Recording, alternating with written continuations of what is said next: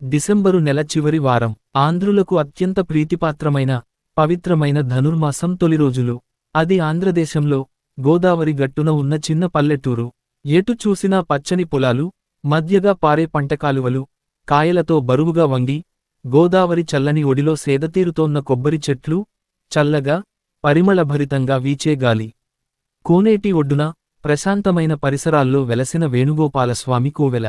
పిఠాపురం చుట్టుపక్కల ఉన్న ఆ ఊరు అనంతంగా పెరిగిపోయిన నాగరికతకి, ఆధునిక సాంకేతిక పరిజ్ఞానాపు వాసనలకి అతీతంగా కనుమరుగవుతోన్న స్వచ్ఛమైన అసలైన అమాయకపు పల్లెటూళ్లకి చిహ్నంగా ఉంది. ఆ ఊరికి కరెంటు ఉన్నా కొన్ని ఇళ్లల్లో ఇంకా సంధ్య వాలడంతోటే లాంతర్లు చూరుకి వేలాడుతూ కనిపిస్తాయి. ప్రభుత్వం వారు ఇంటింటికీ గ్యాసు పొయ్యిల పథకం కింద ఎందరికో గ్యాసు స్టవులిచ్చినా ఆ ఊరికి మాత్రం గ్యాసు స్టవ్లు ఇంకా చేరుకోలేదు. అందుకే కొన్ని డాబా ఇళ్లలో కిరోసిన్ స్టవ్లు వెలుగుతూ, మరికొన్ని పెంకుటిళ్లలోంచి కట్టెల పొయ్యి పొగ, వెలుగు కనిపిస్తూ ఉంటుంది. ఆ ఊరికి చిన్న రైల్వే గేటుంది. అటునుంచి ఎప్పుడన్నా ఒకటి అరా ప్యాసింజరు బండ్లు మాత్రం పక్క స్టేషను వైపు నిదానంగా వెళుతూ ఉంటాయి. ఆ ఊరికి రైలు స్టేషను లేదు. ఆ ఊళ్ళో సినిమా థియేటరు లేదు. కాని అప్పుడప్పుడు డేరా హాళ్లు వేసి పాత సినిమాలు ప్రదర్శిస్తుంటారు. ఆ సినిమాలకి చిన్న, పెద్ద, ముసలి, ముతక అంతా కలిసి పొలోమంటూ వెళ్ళి చూసి వస్తుంటారు. ఆ చూసిన సినిమా గురించి మరో సినిమా ప్రదర్శించేదాకా కబుర్లు చెప్పుకుంటూ ఉంటారు కుర్రకారు. ఆ సినిమాలో హీరోయిన్లా ఉండాలని అమ్మాయిలు, హీరోలా ఉండాలని అబ్బాయిలు కలలు కంటూ తామెన్నడూ చూడని అందమైన ప్రదేశాలను ఊహల్లో చూసి తృప్తిపడుతుంటారు. ఏ కల్మషం, ఏ మాలిన్యం, ఏ రాజకీయం అంటని ఆ ఊరు మంచు కడిగిన ముత్యంలా, హిమాలయాల్లో పూసిన గులాబీలా స్వచ్ఛంగా, అందంగా ఉంటుంది. ప్రపంచం మొత్తం ముందుకు వెళ్ళిపోతుంటే ఆ ఊరు మాత్రం ఇంకా వెనకబడే ఉంది. అక్కడ ఎర్రబస్సులే తప్ప మరో బస్సు తిరగదు. ఇటు రాజమండ్రి, పిఠాపురం, అటు ఏలూరు, కాకినాడ నుంచి కొన్ని బస్సులు మాత్రం అడపా దడపా దూసుకొచ్చి దుమ్ములేపి రోడ్డు పక్కన మర్రిచెట్టు కింద ప్రయాణీకులను దింపి తిరిగి పక్క ఊరికి వెళ్ళిపోతాయి. మట్టి రోడ్డు తప్ప తారు రోడ్డు ఎరగని మట్టి మనుషులు. అయితేనేం మనసుల నిండా బంగారమే. అప్పుడు సరిగ్గా సమయం ఉదయం 5:30. అప్పటివరకు మబ్బుల చాటున మత్తుగా పడుకున్న సూర్యుడు బద్ధకం వదిలించుకుని మెల్లిగా ప్రయాణమైన సూచన వచ్చిందేమో. చంద్రుడు మెల్లిగా తన కర్తవ్యాన్ని ముగించుకుని ఆ పూటకి సెలవు తీసుకోడానికి కదిలాడు. అప్పటిదాకా చలికి ముడుచుకు పడుకున్న పక్షులు బద్ధకంగా లేచి అవలించాయి. అప్పుడే మొదటి బస్సు శబ్దం చేస్తూ వచ్చి ఆగింది. ఆగిన బస్సులోంచి భుజం మీద పసిపాపను వేసుకుని కుడిచేత్తో సూట్ కేసు పట్టుకుని ఓ యువతి దిగింది. బస్సు తిరిగి శబ్దం చేస్తూ కదిలింది. పక్కనే పొలాల్లోకి పైర్లు తలలూపుతూ వయ్యారంగా కదులుతున్నాయి. వాటికి దూరంగా కనిపించని కొండలు మంచుతో కప్పబడి అస్పష్టంగా కనిపిస్తున్నాయి మసక చీకట్లో. చలి వణికిస్తోంది. ఆమె తన చేతిలో ఉన్న సూట్ కేసు కింద పెట్టి భుజం మీద ఉన్న పాప చలికి వణుకుతున్నట్లుగా అనిపించి ఆ పాపమీద కప్పిన బట్ట ఇంకా కొంచెం పైకి జరిపింది. తిరిగి సూట్ కేసు చేతిలోకి తీసుకుని అర్ధచంద్రుడి వెలుగులో అస్పష్టంగా ఉన్న మట్టిరోడ్డు మీదనుంచి ముందుకి నడిచింది. ఆ రోడ్డంతా నిర్మానుష్యంగా ఉంది. రెండు పక్కలా పొలాలు తప్ప ఏమీ కనిపించడం లేదు. గాలి చేస్తున్న శబ్దం ఆమె చేయబోయే పనిని ఊరంతటికీ టముకు వేస్తున్నట్టుగా అనిపించి ఆమె ఒక్క క్షణం వణికింది. దీనంగా, మూగగా గాలినందిస్తున్న పొలాల వైపు చూసింది. శబ్దం చేయవద్దన్నట్టుగా. చలికి కాళ్ళు కొంకర్లు పోతున్నాయి. అడుగులు బరువుగా పడుతున్నాయి. గుండె ఎప్పటికన్నా వేగంగా కొట్టుకుంటోంది. భగవంతుడా దీనంగా వేడుకుంటూ కనిపించిన మలుపు తిరిగింది. అయిపోయింది. దగ్గర పడింది. అందరూ నిద్రలేచారు. చలికి బయటికి రాకపోయినా ఇళ్లల్లో పనులు చూసుకుంటున్నారు. కొంచెం దూరంగా కనిపిస్తున్న పెంకుటిళ్లలో సన్నని వెలుగు కనిపిస్తోంది. ఆమె నెమ్మదిగా ఎడం పక్కకి తిరిగి దేవాలయాల వైపు నడిచింది. చలికాలం కాబట్టిగాని అదే ఎండాకాలం అయి ఉంటే ఈపాటికి ఊరంతా బయటే ఉండేవాళ్లు. చిరుచీకట్లోనే గృహిణులు వంటగదుల్లో కుంపట్లు రాజేయడానికి, కన్నెపిల్లలు వీధుల్లో పేడకళ్ళాపి జల్లి అందమైన ముగ్గులు తీర్చిదిద్దడానికి, పురుషులు పొలాలకి బయలుదేరడానికి అనువైన సమయం, అలవాటైన సమయం. వాళ్ళెవరూ బయటికి రాకముందే తనని ఎవరూ చూడకుండా, గుర్తుపట్టకుండా తానొచ్చిన పని పూర్తి చేసుకుని వెళ్ళిపోవాలి. దేవాలయం సమీపిస్తుండగా అర్చకులు మోగిస్తున్న చిరుగంటల శబ్దం ఉండి వినిపించసాగింది. భగవంతుడా, నా పని విజయవంతంగా పూర్తి కావాలి తండ్రి. మనసులో మనసారా వేడుకుందామే దేవుడిని. దేవాలయం సమీపించింది. అప్పుడే ఆ వైష్ణవాలయం అర్చకుడు కృష్ణస్వామిగారు కోవెలలో స్నానం ముగించి తడితువ్వాలు చుట్టుకుని రాగిచెంబుతో నీళ్లు తీసుకుని దేవాలయం మెట్లు ఎక్కుతున్నారు. ఆ యువతి ఆయనని చూడగానే అడుగులు వేయడం ఆపి వేపచెట్టు వెనక్కి నక్కి నిలబడింది. ఆ వేపచెట్టు దేవాలయం మెట్లకి అతి సమీపంలో ఎడం పక్క బాగా విశాలమైన కొమ్మలతో బలంగా పెరిగి ఉంది. చీకటిగా ఉంది కాబట్టి ఆమెని ఆయన గమనించలేదు. పైగా ఆయన మనసంతా దేవుడిపైన లగ్నమై ఉంది. ఆదిత్య హృదయం చదువుతున్నాడు. అందుకే పరిసరాల వైపు దృష్టి సారించలేకపోయాడు. ఆయన ద్వారం దాటి లోపలికి వెళ్లగానే యువతి ఒక్కసారి తలెత్తి దూరంగా కనిపిస్తున్న డాబా ఇంటివైపు దృష్టి సారించింది. ఆ ఇంట్లో లైట్లు వెలుగుతున్నాయి. ఆమె గుండెల్ని చీల్చుకుంటూ ఓ నిట్టూర్పు వెలువడింది. కళ్ళు చెమర్చాయి. చెట్టు చాటునుంచి కదిలి నెమ్మదిగా ఆలయం మెట్లు ఎక్కింది. సరిగా 10 మెట్లు. 9వ మెట్టు ఎక్కబోతుండగా ఓ స్త్రీ దైవదర్శనం ముగించి బయటికి రాబోతూ ద్వారానికి అభిముఖంగా ఉన్న రావిచెట్టు దగ్గరకి వెళ్లి ప్రదక్షిణలు చేయసాగింది. ఆ సమయం అవకాశంగా వాడుకోడానికి చటుక్కున లోపలికి ప్రవేశించి ద్వారా చాటు చేసుకుని ఊపిరి తీసుకుంది. రావిచెట్టుకి ప్రదక్షిణలు ముగించిన స్త్రీ బయటికి వెళ్లిపోయింది. ఆ యువతి ద్వారం చాటునుంచి కదిలి భుజం మీద నిద్రపోతున్న పాపని 2 చేతుల మధ్యకి తీసుకుని తహదేకంగా పాప మొహంలోకి చూసింది. ఆమె కళ్ళు నీటితో నిండాయి. చేతులు వణికాయి. గుండె వేగంగా కొట్టుకోవడం ప్రారంభించింది. తడబడే అడుగులతో రావిచెట్టు గట్టు దగ్గరకి వచ్చి పాపకి నిండుగా గుడ్డ కప్పి ఆ గట్టు మీద పడుకోబెట్టింది. ఎగిసిపడుతున్న దుఃఖం బయటికి రాకుండా ఎక్కువ ఆలస్యం చేయకుండా వడివడిగా బయటికి వచ్చి ఆలయం మెట్లు దిగింది. అదిరే గుండె చిక్కబట్టుకుని వేపచెట్టు దగ్గరికి వచ్చి కొంచెంసేపు ఆయాసం తీర్చుకోవడం కోసం అన్నట్టుగా ఓ క్షణం అక్కడే నిలబడింది. అప్పటికే మరోవైపు నుంచి 2 స్త్రీలు చేతిలో పూలసజ్జతో గుడివైపు వస్తున్నారు. వాళ్లు పట్టుచీరలు కట్టుకున్నారు. ఆ చీరలు చాలా పాతకాలం నాటివి. మడికోసం వాడేవి. తడిజుట్టు వేలుముడి వేసుకున్నారు. జుట్టు కొసల నుంచి నీళ్లు కారుతూ జాకెట్లు తహడుస్తున్నాయి. ఆ చలిలో తడిసిన జాకెట్లు, నీళ్లు కారుతున్న జుట్టుతో ఆ స్త్రీలు ఆలయం లోపలికి వెళుతోంటే ఆ యువతి కళ్లనుంచి ధారాపతంగా కన్నీరు స్రవించసాగింది. కళ్ళు తుడుచుకుని పాపని మరోసారి చూడాలన్న గుండె ఆరాటాన్ని అరికడుతూ తలమీంచి చీరచెంగు కప్పుకుని కనిపించే గోడలు, చెట్లు చాటు చేసుకుంటూ తిరిగి బస్టాండుకి చేరింది. అప్పటికి సూర్యుడు తూర్పు కొండల నుంచి నింపాదిగా ప్రయాణం కట్టి ఆ ఊరివైపు కదిలి వస్తున్నాడు. ఆయన వెనక చిరువెచ్చదనం గాలిలో కలిసి వస్తోందేమో, వణుకు తగ్గినట్టు అనిపించిందా యువతికి. ఆమె నుదుట చిరుచెమట పోసింది కాని, తనని ఎవరన్నా చూస్తారేమో అనే కంగారు వలన కలిగిన చెమటే కాని, వాతావరణంలో మార్పు కాదని ఆమెకి అర్థమైంది. అప్పటికే చాలామంది పొలాలవైపు రావడం, కొందరు చెంబు తీసుకుని ఊరిబయటికి బయలుదేరడంతో తనని ఎవరన్నా గుర్తుపడతారేమోనని ఆమె గజగజలాడుతూ బస్ స్టాండులో ఓ మూల పైకప్పు కూలిపోయి సున్నం, విరిగిపోయిన ఇటుకలతో నిండిన ఓ పాత ఇంటి గోడ వెనక నక్కి కూర్చుంది, మరో బస్సు కోసం ఎదురు చూస్తూ.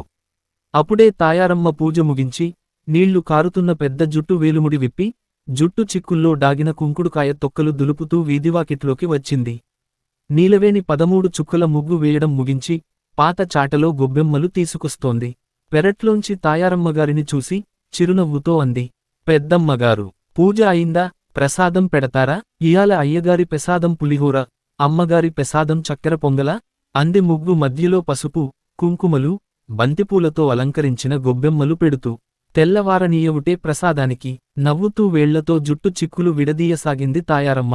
నీలవేణి గొబ్బెమ్మలు తీర్చిదిద్దడం ముగించి బంతిపూల రెక్కలు చల్లుతూ, ఈ ధనుర్మాసం అంతా పెసాదంతోటేగా పెద్దమ్మగారు గడిచేది అంది. ఆవిడ నీలవేణి వైపు నడిచి కొన్ని రెక్కలు చేతిలోకి తీసుకుని తను గొబ్బెమ్మలపైన చల్లింది.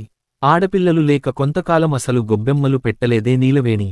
కోడలొచ్చాక పెడుతుందనుకుంటే ఆ కోడలు పట్నం పిల్ల అయిపోయింది.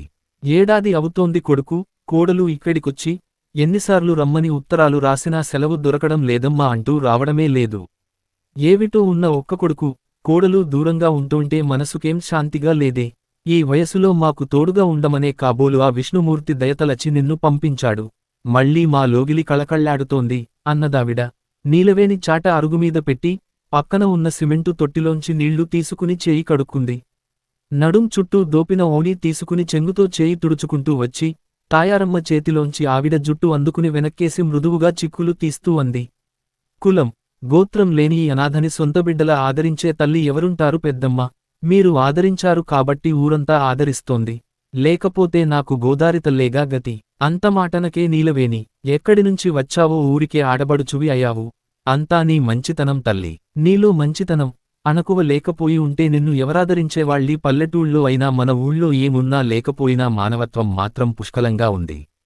అందుకే మన గోదావరి నీళ్లు తీయగా ఉంటాయి. మన ఊరిగాలి స్వచ్ఛంగా ఉంటుంది. దాదాపు 7 నెలల క్రితం గోదావరి ఒడ్డుకి కొట్టుకొచ్చింది నీలవేణి. ఉదయాన్నే స్నానానికి వెళ్లిన కృష్ణస్వామిగారి పాదాల దగ్గర స్పృహలేని స్థితిలో వచ్చి పడింది. వయసులో ఉన్న ఆడపిల్లని ఆ స్థితిలో చూసిన కృష్ణస్వామిగారు అప్పటికప్పుడు ఊరందరినీ పిలిపించి ఆ పిల్ల తాగిన నీళ్లు కక్కించి ప్రథమ చికిత్స చేసి తన ఇంట్లో ఆశ్రయం ఇచ్చారు. తనకి ఎవరూ లేరని, వరదల్లో ఇల్లు, తల్లి, తండ్రి, తమ్ముడు, చెల్లెలు కొట్టుకుపోయారని చెప్పింది నీలవేణి. ఆ పిల్ల అణుకువ, మంచితనం, పనితనం ఊరందరికీ సాయం చేసే సద్గుణం ఆమెని ఆ ఊరికి ఆడపడుచుని చేశాయి. తాయారమ్మగారు ఆ పిలుపుకి ఉలిక్కిపడిన తాయారమ్మ నీలవేణి చేతుల్లోంచి జుట్టు విడిపించుకుని చివ్వున వెనక్కి తిరిగింది. నుదుట కుంకుమ బొట్లతో, జుట్టునుంచి కారిన నీళ్లతో తడిసిన జాకెట్లతో, నలిగిన పట్టుచీరలతో, మొహం నిండా గాభరా నిండి ఉండగా పరిగెత్తుకుని వస్తున్నారు వెంకటలక్ష్మి, ఆండాళ్ళు చేతిలో పొత్తిళ్లలో ఉన్న పసిపాప, వెంకటలక్ష్మి చేతుల్లో అరటిదుప్పల్లో చక్కెర పొంగలి. నీలవేణి పరిగెత్తుకుని వెళ్లి ఆండాళ్ళు చేతుల్లో ఉన్న పాపని అందుకుంది. ఎవరి బంగారుతల్లి చిన్నమ్మగారు? అంది పాప మొహం చూసి మురిసిపోతూ. ఆండాళ్ళు కంగారు అంచుకోడానికి అన్నట్టుగా అరుగుమీద కూలబడి ఎవరో గుళ్ళో రావిచెట్టు కింద ఈ పాపని వదిలేసి వెళ్లారు. మేము గుళ్ళోకి అడుగుపెడుతూనే కనిపించింది. తాయారమ్మ భయంగా చూసింది. ఈ పాపని వదిలిపెట్టి వెళ్లారా? ఎవరు? తెలీదు, తెలిస్తే దాని తాట వలిచేవాళ్లంగా అంది వెంకటలక్ష్మి. మన ఊళ్ళో ఇట్టాంటి పనిచేసేవాళ్లు ఎవరున్నారు? మన ఊరివాళ్లు కాదు. పొద్దున్నే వచ్చిన ఫస్ట్ బస్సులోంచి ఎవరో అమ్మాయి దిగిందని, ఆ అమ్మాయి చేతిలో పాపుందని మన సూరయ్య చెప్పాడు. అలాగా? ఏడివాడు? వస్తున్నాడు. వెనకాల పూజారిగారు ఆ అమ్మాయి ఎక్కడుందో వెతకమని పంపించారు. ఇదెంత పెద్ద ఊరని ఏ బస్టాండులోనూ ఉంటుంది. వెళ్ళి లాక్కురమ్మన్నారు. అదిగాదే. చూసినవాడు ఆ అమ్మాయి ఎవరింటికి వెళుతోందో, ఎక్కడినుంచి వచ్చిందో ఎందుకడగలేదు? వాడు కడుపులో గాభరాగా ఉండి తొందరగా పరిగెడుతోంటే కనిపించిందిట. సరేలే, ఎవరింటికో తరువాత తెలుస్తుంది కదా అనుకున్నాట్ట. మన ఊళ్ళో ఇంత ఘోరం జరిగితే ఎవరికీ తెలియకపోవడం ఏంటమ్మగారు? అందరం ఎప్పుడో నిద్రలు లేచి పనులు చూసుకుంటున్నాం కదా. ఆశ్చర్యంగా ఉందే, పొరుగురు నుంచి ఎవరో రావడం ఏంటి? ఈ పిల్లముండని గుళ్ళో వదిలేసిపోవడం ఏంటి? ఈ మధ్యన ఆడపిల్లలు పుడితే ఇట్టాగే వదిలేస్తున్నారంటగా. ఏ పిల్ల అయితే మాత్తరం వదిలెయ్యడానికి మనసెట్టా ఒప్పుతుందో? అంటూ పాపను ముద్దాడుతున్న నీలవేణి చేతికి తడిగా తగిలింది. అయ్యో, బట్టలు తడిపేసింది అంటూ పాపకి కట్టిన లంగోటీ విప్పింది. అమ్మగారు, పాప కాదు బాబు అంది గట్టిగా. బాబా! అందరి దృష్టి బాబుమీద పడింది. ఇంతలో కిర్రుచెప్పుల శబ్దం విని తలపైకెత్తి చూసిన ఆండాళ్ళు, అడుగో సూరయ్య వస్తున్నాడు అంది. నలుగురు సూరయ్య వస్తున్న వైపు చూశారు. సూరయ్య, అతడి వెనకాలే కృష్ణస్వామి గారు వస్తున్నారు. ఏరా, దొరికిందా? అడిగింది వెంకటలక్ష్మి. వాడు మాట్లాడకుండా కృష్ణస్వామిగారి వైపు చూశాడు. అందరి కళ్ళు ఆయన వైపు తిరిగాయి. ఆయన మొహం గంభీరంగా ఉంది. ఆయన మొహం చూసిన వాళ్లెవరికి ఇంక వివరాలు డిగే ధైర్యం చాల్లేదు. ఆయన మౌనంగా లోపలికి వెళ్ళిపోయాడు. ఆడాళ్లంతా మొహాలు చూసుకున్నారు. ఏమైందిరా? తాయారమ్మ కొంచెం కలవరంగా అడిగింది. సూరయ్య ఏం మాట్లాడకుండా వెనక్కి తిరిగి వీధి అరుగుమీదకెళ్ళి కూర్చున్నాడు. ఆండాళ్ళు అయోమయంగా అడిగింది. వీడినేం చేద్దాం? నేను పెంచుకుంటానమ్మగారు. నీలవేణి మురిపెంగా అంది. శ్రీరామచంద్రుడ్లా ఉన్నాడు. నేను పెంచుకుంటాను. అదేవిటే, పెళ్ళీ పెటాకుల్లేకుండా పిల్లాడిని పెంచుకుంటే పరువుపోదు? నీకు మళ్ళీ పెళ్ళి అవుతుందా? వెంకటలక్ష్మి విస్తుబోతూ అంది. కాకపోతే పోనీండి, ఈ అనాథని ఎవరు పెళ్లాడతారు? ఎట్టాగా నాకు పెళ్లి కాదు. వీడిని పెంచుకుంటాను. వీడు అనాథ కాకూడదు అంటూ అబ్బుని గుండెలకి హత్తుకుంది. వెంకటలక్ష్మి, ఆండాళ్ల మనసు ద్రవించిపోయింది. ఎంత మంచి మనసే నీది. ఆ వేణుగోపాలుడు చల్లగా చూడాలి నిన్ను అంటూ తాయారమ్మ దగ్గర సెలవు తీసుకుని వెళ్ళిపోయారు. తాయారమ్మకి అంతా అయోమయంగా అనిపించింది. భర్త అలా గంభీరంగా ఎందుకున్నాడో, సూరయ్య ఎందుకు మౌనంగా ఉన్నాడో, ఉదయాన్నే నిద్రలేస్తూనే ఈ బాబెవరో గుమ్మంలోకి రావడం, అంతా గందరగోళంగా ఉంది. నీలవేణి బాబుని తీసుకుని పెరటివైపు వెళ్ళిపోయింది. తాయారమ్మ నెమ్మదిగా లోపలికి వెళ్ళింది. కృష్ణస్వామి హాల్లో ఉన్న దివాన్ మీద కుడిచేయి కళ్లమీద అడ్డంగా పెట్టుకుని, ఎడంచేయి పొట్టమీద పెట్టుకుని పడుకున్నారు. తాయారమ్మ ఆయనకి సమీపంగా నడిచింది. నెమ్మదిగా, ఏవండి అని పిలిచింది. రెండుసార్లు పిలిచాక ఆయన చేయి అడ్డం తీసి కళ్ళు తెరిచాడు. ఏం జరిగింది? అడిగింది. ఆవిడ మనసేదో కీదుని శంకించసాగింది. ఆయన మౌనంగా లేచి కూర్చున్నాడు. దిండు కింద పెట్టిన కాగితం మనత్త తీసి అందించాడు. ఏంటిది? అడిగిందావిడ వణుకుతున్న స్వరంతో. చదువు గంభీరంగా అన్నాడాయన. ఆవిడ కళ్ళు కాగితం మీద ఉన్న అక్షరాల వైపు పరిగెత్తాయి. పూజ్యులైన కృష్ణస్వామిగారికి, పరమ పవిత్రమైన సంప్రదాయబద్ధమైన మీ ఇంటికోడలిగా, బుద్ధిమంతుడైన మీ కుమారుడు వేణు భార్యగా ఎంతో గౌరవంగా బతకాల్సినదాన్ని. నా జీవితం గాడి తప్పింది. నాకీ బతుకుమీద మమకారం లేదు, అస్సలు బతకాలని లేదు. కాని నా కడుపులో ఊపిరిపోసుకున్న బాబు నా బాధ్యతని గుర్తుచేశాడు. అందుకే ఈ 9 నెలలు ఒంటరిగా జీవితంతో పోరాడి, మీ మనవడిని, వేణు కొడుకుని భూమ్మీద పడేయడానికి ఎంతో కష్టపడ్డాను. విధాత నా నుదుట రాసిన రాత వీడి నుదుట నేను రాయడం నాకిష్టం లేదు. అందుకే వీడిని మీకు వదిలి వెళ్ళిపోతున్నాను. నా జీవితాన్ని ఎలా గడిపినా, ఎలా ముగించిన మీ వంశాంకురం అయిన బాబుని మీకే అప్పగించి వెళ్ళిపోతున్నాను. వీడు మీ మనవడు, ఇకనుంచి వీడి బాధ్యత మీదే. ఇంతకాలం తరువాత వేణుని కలవాలని, ఇడుగో నీ కొడుకు అంటూ వీడిని తనకి అప్పగించాలని నేను అనుకోవడం లేదు. వేణుని కలిసే శక్తి కూడా నాకు లేదు. అందుకే నేను మీ వంశం నుంచి నిష్క్రమిస్తున్నాను. అత్తయ్య గారికి నా పాదాభివందనాలు. సెలవ్. అర్చన ఆ కాగితం అలాగే 2 చేతుల్లో పట్టుకుని కింద కూలబడిపోయి వెక్కి వెక్కి ఏడవసాగింది తాయారమ్మ. ఏంటండి ఇది? కోడలు ఇల్లు వదిలి వెళ్లడం ఏంటి? అబ్బాయి మనకీ విషయానికి తెలియచేయకపోవడం ఏంటి? పట్నంలో ఇద్దరూ ఉద్యోగాలు చేసుకుంటూ హాయిగా, ఆనందంగా బతుకుతున్నారనుకుంటున్నాం. అందుకేనా వాడు ప్రతి ఉత్తరంలో సెలవు దొరకడం లేదమ్మా, రావడానికి కుదరదు, క్షమించు అంటూ రాస్తున్నాడు. భగవంతుడా, ఏంటి ఏం చేశావు? కోడలు ఎందుకిలా చేసింది? ఏం జరిగింది వాళ్ల మధ్య? కనీసం మాకు మాట మాత్రం చెప్పకుండా పెళ్లి చేసుకుని తీసుకొచ్చినా లక్ష్మీదేవిలాంటి పిల్ల ఇంటికోడలైందని మురిసిపోయి ఆదరించామే. అందుకేనా మాకీ శిక్ష? ఆవిడ వెక్కిళ్ల మధ్య తన ఆవేదన వెళ్లబోసుకుంటుంటే మౌనంగా వింటోన్న కృష్ణస్వామి కొంతసేపటికి స్వరం విప్పాడు. తాయారు.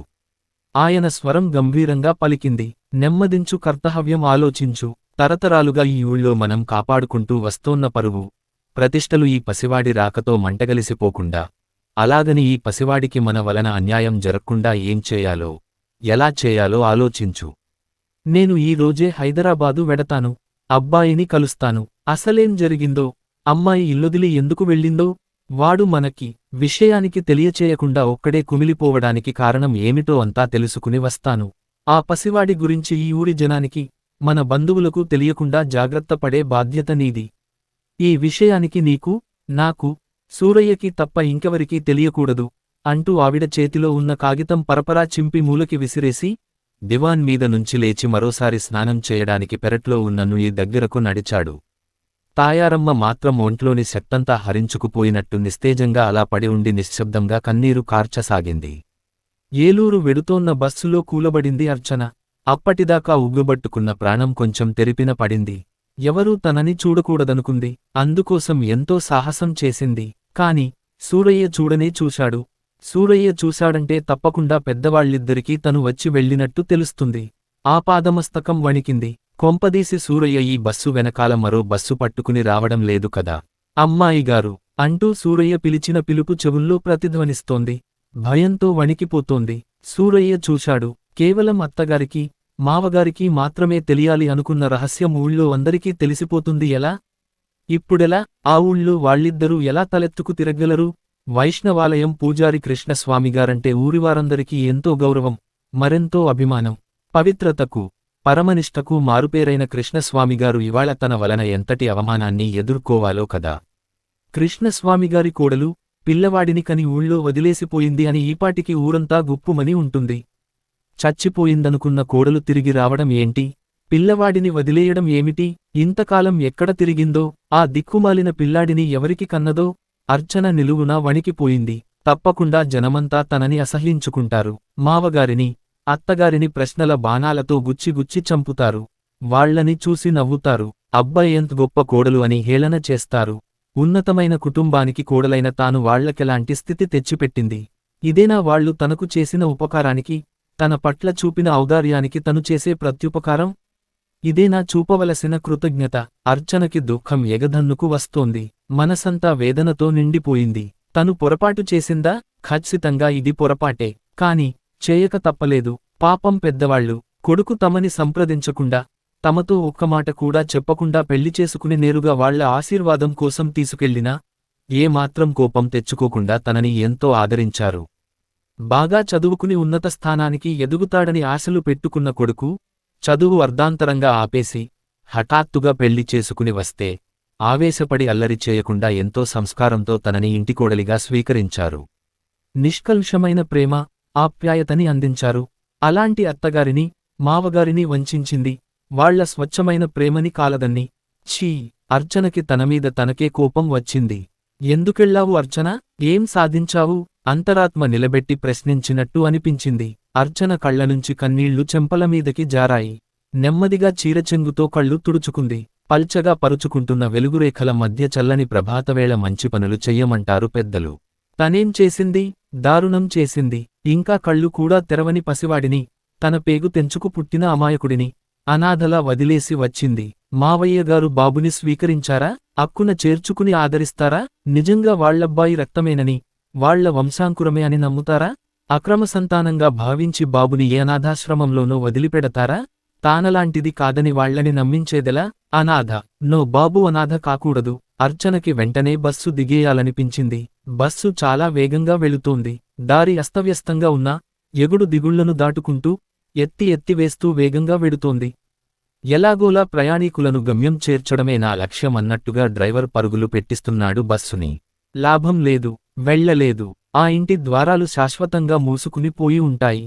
తను ఇంక వెళ్లలేదు, ఎన్నటికీ వెళ్లలేదు. అర్చన కళ్ళు మూసుకుంది. ఆ మూసుకున్న కాళ్ల వెనకనుంచి అస్పష్టంగా ఏవో ఆకారాలు, ఏవో సంఘటనలు, ఎన్నో జ్ఞాపకాలు తరుముతున్న కొద్దీ వెంటబడుతున్నట్టుగా తనని వెంటాడి వేధించే జ్ఞాపకాలు. సికింద్రాబాదు స్టేషనులో గోదావరి ఎక్స్ప్రెస్ ఆగింది. చేతి సంచి తీసుకుని కృష్ణస్వామి రైలు దిగాడు. విపరీతమైన రద్దీతో కోలాహలంగా ఉన్న ప్లాట్ఫారం చూడగానే మొదటిసారిగా నగరానికి వచ్చిన ఆయనకి గాభరా వేసింది. ఎటు వెళ్లాలో అర్థం కాలేదు. వేణుకి టెలిగ్రామ్ ఇచ్చి బయలుదేరడానికి సమయం లేదు. కూర్చున్నవాడు కూర్చున్నట్లుగా ఓ పంచె, లాల్చీ తీసుకుని బయలుదేరాడాయన. లాల్చీ జేబులో వేణు ఉంటోన్న ఇంటి అడ్రస్, పనిచేస్తున్న బ్యాంకు అడ్రసు కాగితం ఉంది. ఆ కాగితం చేతుల్లోకి తీసుకున్నాడు. టికెట్టు కూడా అలా గుప్పిట్లో పట్టుకుని తనతో పాటు రైలు దిగిన కొందరు ప్రయాణికులు నడుస్తున్న వైపుకి నడిచాడు. ఎలాగోలా ఎగ్జిట్ ద్వారం దగ్గరికి వచ్చి టికెట్టు కలెక్టర్కి టిక్కెట్టు ఇస్తూ తన చేతిలో ఉన్న అడ్రస్ కాగితం చూపించాడు. బాబూ, నేనీ అడ్రసుకి వెళ్ళాలి. ఎలా వెళ్లాలో చెబుతావా? మొదటిసారి వచ్చాను హైదరాబాదుకి అడిగాడాయన. అతను అడ్రస్ చూసి, మల్కాజ్గిరి వెళ్లాలా మీరు? బయటకి వెళ్ళండి, కంట్రోలర్ ఆటో మాట్లాడి పంపిస్తాడు, వెళ్ళండి అంటూ తిరిగి మరో వ్యక్తి దగ్గర టిక్కెట్టు కలెక్ట్ చేసుకోవడంలో పడ్డాడు. అతని ధోరణి ఆయనకి నిర్లక్ష్యంగా కనిపించింది. తన ఊళ్ళో ఎవరన్నా అపరిచితులు వస్తే వాళ్లని ఎవరింటికి వెళ్లాలో వాళ్ళింటికి చేయి పట్టుకు తీసుకొస్తారు ఊరిజనం. బహుశా ఈ పట్నంలో ఇంతే కాబోలు. నిట్టూర్చి అందరితో పాటు బయటకి నడిచాడు. ప్లాట్ఫారం మీద కన్నా భయంకరమైన రష్. జనం పరుగులు పెడుతున్నారు. కార్లు, బస్సులు, స్కూటర్లు, ఆటోలు. సార్, ఆటో కావాలా? ఆటో ఇవ్వండి, బ్యాగ్ ఇవ్వండి, రండి ఎక్కండి. చుట్టూ మూగి ఊదరబెట్టసాగారు ఆటోవాలాలు. మల్కాజ్గిరి వెళ్ళాలి అన్నాడాయన. రండి, 100 రూపాయలు. 100 రూపాయలా? ఆయనకి మతిపోయినట్లయింది. తిరిగి రాజమండ్రి వెళ్లడానికి రైలు టిక్కెట్టు ధర? తన కొడుకింటికి వెళ్లడానికి. ఇదేం ఊరు బాబోయ్! సార్, అక్కడ క్యూలో నిలబడండి, కంట్రోలర్ ఎక్కిస్తాడు ఆటో. ఎవరో వ్యక్తి వెళుతూ ఆయన అవస్థ చూసి చాంతాడంత క్యూ వైపు చూపించి వెళ్లాడు. ఆయన క్యూ దగ్గరగా నడిచాడు. చాలా పెద్ద క్యూ. ఆటోలు సరున దూసుకొస్తున్నాయి. కంట్రోలర్ ఆటో నెంబరు నోట్ చేసుకుని ఒక్కొక్కరినే పంపిస్తున్నాడు. ఈ పద్ధతి ఆయనకి నచ్చింది. హైదరాబాదులో ఆటోవాలాలు పట్నవాసం వాళ్లనే మోసం చేస్తున్నారని చదువుతున్నాడు పేపర్లో. పల్లెటూరి వాడైన తనని మోసం చేయరు. బహుశా అందుకే ఈ పద్ధతి పెట్టినట్టున్నారు. మంచిదే, ఇలా మోసాన్ని కంట్రోల్ చేయొచ్చు అనుకుంటూ తన వంతు వచ్చిందాకా ఓపిగ్గా నిలబడ్డాడు. ఆటో తన ముందు ఆగగానే కంట్రోలర్కి అడ్రస్ చూపించాడు. ఆయన అది చదివి కాగితం తిరిగి కృష్ణస్వామికిస్తూ ఆటో అతన్ని మీటర్ వేయి అంటూ దబాయించి ఎక్కండి అన్నాడు కృష్ణస్వామిని. ఆయన ఎక్కి కూర్చోగానే ఆటో నెంబర్ నోట్ చేసుకుని పోనీ అన్నాడు. ఆటో వేగంగా కదిలింది. కృష్ణస్వామి సీటులో కొద్దిగా వెనక్కి వాలి కూర్చుని రోడ్లని, వాహనాలని అన్యమనస్కంగా చూస్తూ కొడుకు గురించిన ఆలోచనల్లో మునిగిపోయారు. పిచ్చి వెధవ, ఇంత అవమానాన్ని గుండెల్లో దాచుకుని ఇంతకాలం నుంచి తమకి తెలియచేయకుండా ఎలా ఉన్నాడో. భార్య ఇంట్లోంచి వెళ్ళిపోయిందంటే ఎంత అవమానం, ఎంత అవమానం, ఎంత దెబ్బ గుండెకి. అసలెందుకు వెళ్ళిపోయింది అర్చన? ఎంతో అణకువగల పిల్ల. ఎలా చేసింది? ఇంత అప్రదిష్ట పని ఎందుకు చేసింది? భార్యాభర్తలు గొడవపడ్డారా? భార్యాభర్తలన్నాక గొడవలు రావడం సహజం. అంత మాత్రాన ఇల్లు వదిలి ఎందుకు వెళ్ళింది? ఈ చదువుకున్న అమ్మాయిలకి వాళ్లకేం కావాలో వాళ్లకే స్పష్టమైన అవగాహన ఉండడం లేదు. ఎలాంటి స్థితి నుంచి ఎలాంటి స్థితికి చేరుకున్నారు. ఒకనాడు ఆడపిల్లలని ఇల్లు కదలనిచ్చేవాళ్లా? చదువుల్లేవు, ఉద్యోగాలు లేవు, పెళ్లి అయిందాకా తల్లిదండ్రుల అధీనంలో, పెళ్లి అయాక భర్త, అత్తమామల అధీనంలో వాళ్లేం చెబితే అదే వేదం, అదే శాసనం. వాళ్లు ఏ బట్ట కొనిస్తే అదే మహాప్రసాదం. తాయారమ్మ తనని ఈ 40 ఏళ్లుగా నోరు తెరిచి ఏదన్నా కావాలని అడిగిందా? పొరపాటునన్నా తను ఆవిడని సినిమాకి తీసుకెళ్లాడా? సరదాక్కూడా తనకి ఆవిడ ఎదురు చెప్పిందా? లేదు. కాని అర్చనని తాము అలా చూడలేదే. ఉద్యోగం చేస్తానంటే చేయమన్నారు, పట్నంలో ఉంటానంటే ఉండమన్నారు. పెళ్లి అయిన ఏడాది ఒక్కసారి మాత్రం వచ్చింది అత్తగారింటికి. తాయారు ఒక్క పని చేయించలేదు. తల్లి కన్నా ఎక్కువగా చూసుకుంది. ఉద్యోగం చేసి, ఇంట్లో పనిచేసి, అలసిపోయి వస్తావమ్మా.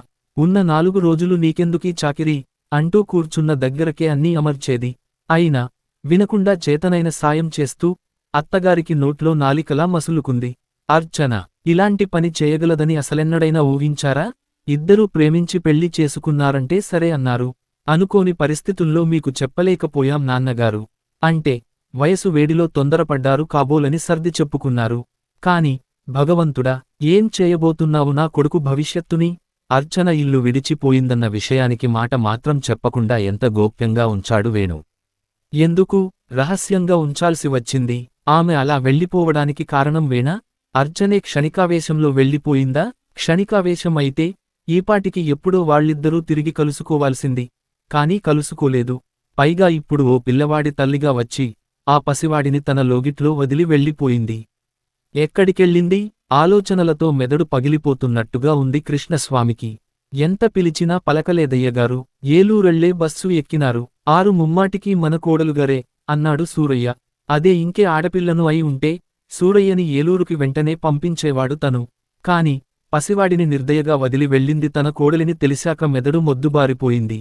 సర్వశక్తులూ హరించిపోయినట్టు అయింది. సార్, మల్కాజ్గిరి ఇదే ఎక్కడికెళ్ళాలి? ఆటోవాలా ప్రశ్నతో ఆయన ఈ లోకంలోకి వచ్చాడు. చేతిలో అడ్రసు కాగితం చూశాడు. అనుటెక్స్ బట్టల దుకాణం ఎక్కడ బాబూ? అడిగాడు. ఇంకా ముందుంది సార్ అంటూ ఆటో ముందుకి పోనిచ్చాడు. సరిగ్గా 2 నిమిషాల్లో అనుటెక్స్ దగ్గర ఆగింది. ఇంకా కొంచెం ముందుకి వెళ్ళు. బ్యాంక్ ఎదురుగా సందులో. మరో 2 నిమిషాల్లో ఆటో సందులోకి తిరిగింది. ఇంటి నెంబరు చూస్తున్న ఆయన ఆపు, ఆపు ఇక్కడే అంటూ అరిచాడు.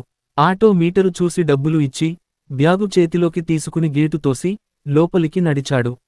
వేణు ఇంకా లేవలేదు కాబోలు. తలుపు తీయలేదు. వాకిట్లో మొక్కలు ఎండిపోయి ఉన్నాయి. వాకిలి ఊడ్చి ముగ్గేసి చాలా కాలం అయినట్టుగా అంతా ఎండిన ఆకులతో, మట్టితో, చెత్తాచెదారంతో నిండి ఉంది. ఆయన తలుపు దగ్గరకి నడిచి ఎడం చేయి పక్కగా ఉన్న కాలింగ్ బెల్ నొక్కాడు. 3-4 సార్లు నొక్కాక కాని లోపల్నించి ఎవరూ అన్న స్వరం వినిపించలేదు. అది వేణు స్వరమే. బరువుగా ఉంది. ఇంకా నిద్రమత్తు వదల్లేదు. వేణు, తలుపు తీయి మృదువుగా బదులు పలికాడు ఆయన. కొన్ని క్షణాల తరువాత తలుపు తెరుచుకుంది. ఎదురుగా తండ్రిని చూసిన వేణు కళ్లల్లో ఆశ్చర్యం. నిద్రమత్తు పూర్తిగా వదిలిపోయింది. అప్రతిభుడై చూస్తూ, నాన్నా, మీరు ఇప్పుడు తడబడ్డాడు. లోపలికి రానివ్వవా? అడిగాడాయన. వేణు చటుక్కున ఆయన చేతిలో సంచి అందుకుని, రండి అంటూ లోపలికి నడిచాడు. అతని వెనకాలే లోపలికి నడిచిన ఆయన అస్తవ్యస్తంగా ఉన్న డ్రాయింగ్ రూము, దుమ్ము కొట్టుకుపోయి ఉన్నటి ని చూసి వేణువైపు చూశాడు. గడ్డం పెంచాడు. బాగా చిక్కిపోయాడు. కళ్లకింద చర్మం ఉబ్బినట్టుగా ఉంది. పచ్చటి పిల్లాడు రంగు మారాడు. తెలివితేటలు ప్రస్ఫులిస్తున్నట్టుండే కళ్లల్లో ఏదో విచారం, విషాదం పెనవేసుకుని ఉన్నాయి.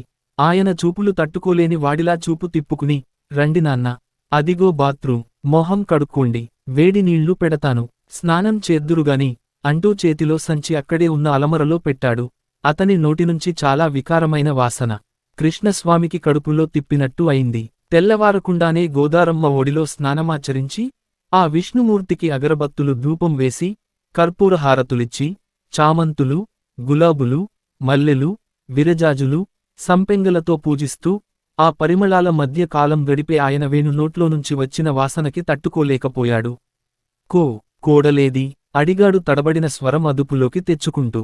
వేణు చివ్వున చూశాడు. తిరిగి తల తిప్పుకుని, లేదు, బయటికి వెళ్ళింది అన్నాడు. ఎక్కడికి వెళ్ళింది? ఎప్పుడు వస్తుంది? వస్తుంది నాన్నా, మీరు స్నానం చేయండి, నేనిప్పుడే వెళ్ళి పాలు తీసుకొస్తాను అంటూ లోపలికి వెళ్ళి తల దువ్వుకుని పైజామా మీద లాల్చీ వేసుకుని స్లిప్పర్లు తొడుక్కుని బయటికి నడిచాడు. వేణు బయటకి వెళ్ళగానే కృష్ణస్వామి ఇల్లంతా పరికించి చూశాడు. ఒక డ్రాయింగ్ రూమ్, ఒక బెడ్రూమ్, చిన్న వంటగది, దానికే ఎక్స్టెన్షన్లా అమర్చబడిన డైనింగ్ హాల్, బెడ్ రూముకి అటాచ్డ్ టాయిలెట్, చిన్న వసార, చుట్టూ ప్రహరీ, బయట మరో టాయిలెట్. ఇల్లు చిన్నది, భార్య, భర్త, 2 పిల్లలు ఉన్నవాళ్లు హాయిగా, ఆనందంగా ఉండొచ్చు. ముద్దుగా ఉంది. కాని ఆడదిక్కులేని ఇల్లులాగే అసహ్యంగా ఉంది. వేణు బెడ్ రూములో సిగరెట్ పీకలు, ఖాళీ బ్రాందీ సీసాలు, సగం తిని వదిలేసిన అన్నం కంచం, చిప్స్ పాకెట్. ఆయన బాత్ రూములోకి నడిచి కాలకృత్యాలు తీర్చుకుని స్నానం చేశాడు. టవల్ చుట్టుకుని బయటికి వచ్చేటప్పటికి వేణు కాఫీ కాస్తున్నాడు. అప్పటికి ఇల్లంతా కొద్దిగా సర్ది ఉంది. పూజగది ఎక్కడ బాబూ అడిగాడాయన. పూజగది అంటూ ప్రత్యేకంగా ఏం లేదు నాన్న. ఇలా రండి, ఇదే, ఇక్కడే దేవుడి ఫోటోలున్నాయి అంటూ వంటగదిలో ఓ మూల ఉన్న గూట్లో దేవుడి ఫోటోలు చూపించాడు. దుమ్ము, ధూళితో నిండి ఉన్నాయి వెంకటేశ్వరస్వామి ఫోటో, లక్ష్మి, సరస్వతి, వినాయకుడు ఉన్న ఫోటోలు. కుందుల్లో కాలిన వత్తి, కాలిన అగరుబత్తుల నుసితో దీపారాధన చేయడానికి అనువుగా లేని ఆ గూట్లో పూజ చేసుకోవాలన్న ఆలోచన విరమించుకుని శ్లోకాలు చదువుకుంటూ బట్టలు వేసుకున్నాడు. ఈ లోపల ఎవరో ఒక 12 ఏళ్ల పిల్ల వచ్చి చకచక ఇల్లంతా సర్ది, ఊడ్చి తడిగుడ్డతో ఇల్లంతా తుడిచింది. సింకులో ఉన్న ప్లేట్లు, గిన్నెలు కడిగేసింది. వేణు ఆయనకి కాఫీ తెచ్చిచ్చాడు. స్నానం చేసి వస్తాను నాన్నా అంటూ బాత్రూంలోకి దూరాడు. అప్పటికి ఆయన అక్కడికి వచ్చి గంటైంది. వేణుకి, ఆయనకి మధ్య 2-3 మాటలు మినహా మరేం సంభాషణ జరగలేదు. అప్పటిదాకా గిరగిర తిరుగుతూ పనిచేసిన పిల్ల వరండాలో నిలబడి, అయ్యగారు ఎల్లచ్చా అని అడిగింది కృష్ణస్వామిని. ఆయనేం మాట్లాడలేదు. స్నానం పూర్తిచేసి వచ్చిన వేణు మాత్రం, ఉండు అయ్యగగారికి, నాకు టిఫిను తెచ్చిపెడుదువుగాని అంటూ లోపలికి వెళ్ళాడు. కృష్ణస్వామి కూడా కుర్చీలోంచి లేచి వేణుని అనుసరించి అడిగాడు, టిఫిను హోటలునుంచా? వేణు తల ఊపాడు, అవును నాన్నగారు. ఆయన కొన్ని క్షణాలు మౌనంగా ఉండి అన్నాడు, నా అలవాట్లలో మార్పేం లేదురా. నేను బయట తిండి తినలేను నాన్న. అరటిపళ్ళు తెప్పించి కాసిని పాలు కలిపి ఇవ్వు చాలు. వేణుకి అప్పుడు గుర్తొచ్చింది, ఆయన నిష్ఠాగరిష్ఠుడై వైష్ణవాలయం పూజారి. 60 ఏళ్ల ఆయన జీవితంలో ఏనాడూ బయట వండిన ఆహారం తీసుకోలేదు. ఇప్పుడు ఆయన నియమానికి విరుద్ధంగా బయటనుంచి ఇడ్లీ తెప్పించి పెట్టాలనుకున్న తన తెలివితక్కువకి అతనికే సిగ్గేసింది. సారీ నాన్నా, మర్చిపోయాను. నాకు బయట తిండి అలవాటు కాబట్టి మీకు అలవాటనుకున్నాను అంటూ చొక్కా తొడుక్కుంటూ అన్నాడు. ఇప్పుడే వస్తాను. కూరలు, పెరుగు తీసుకొస్తాను. ఆయన అతన్ని వారిస్తూ అన్నాడు, వద్దొద్దు, నువ్విప్పుడు బయటకి వెళ్ళకు. నీతో మాట్లాడాలి. ఆ అమ్మాయిని పంపించి పండ్లు, పాలు తెప్పించు. వేణు గుండె గుబేలుమంది. ఏం మాట్లాడాలి?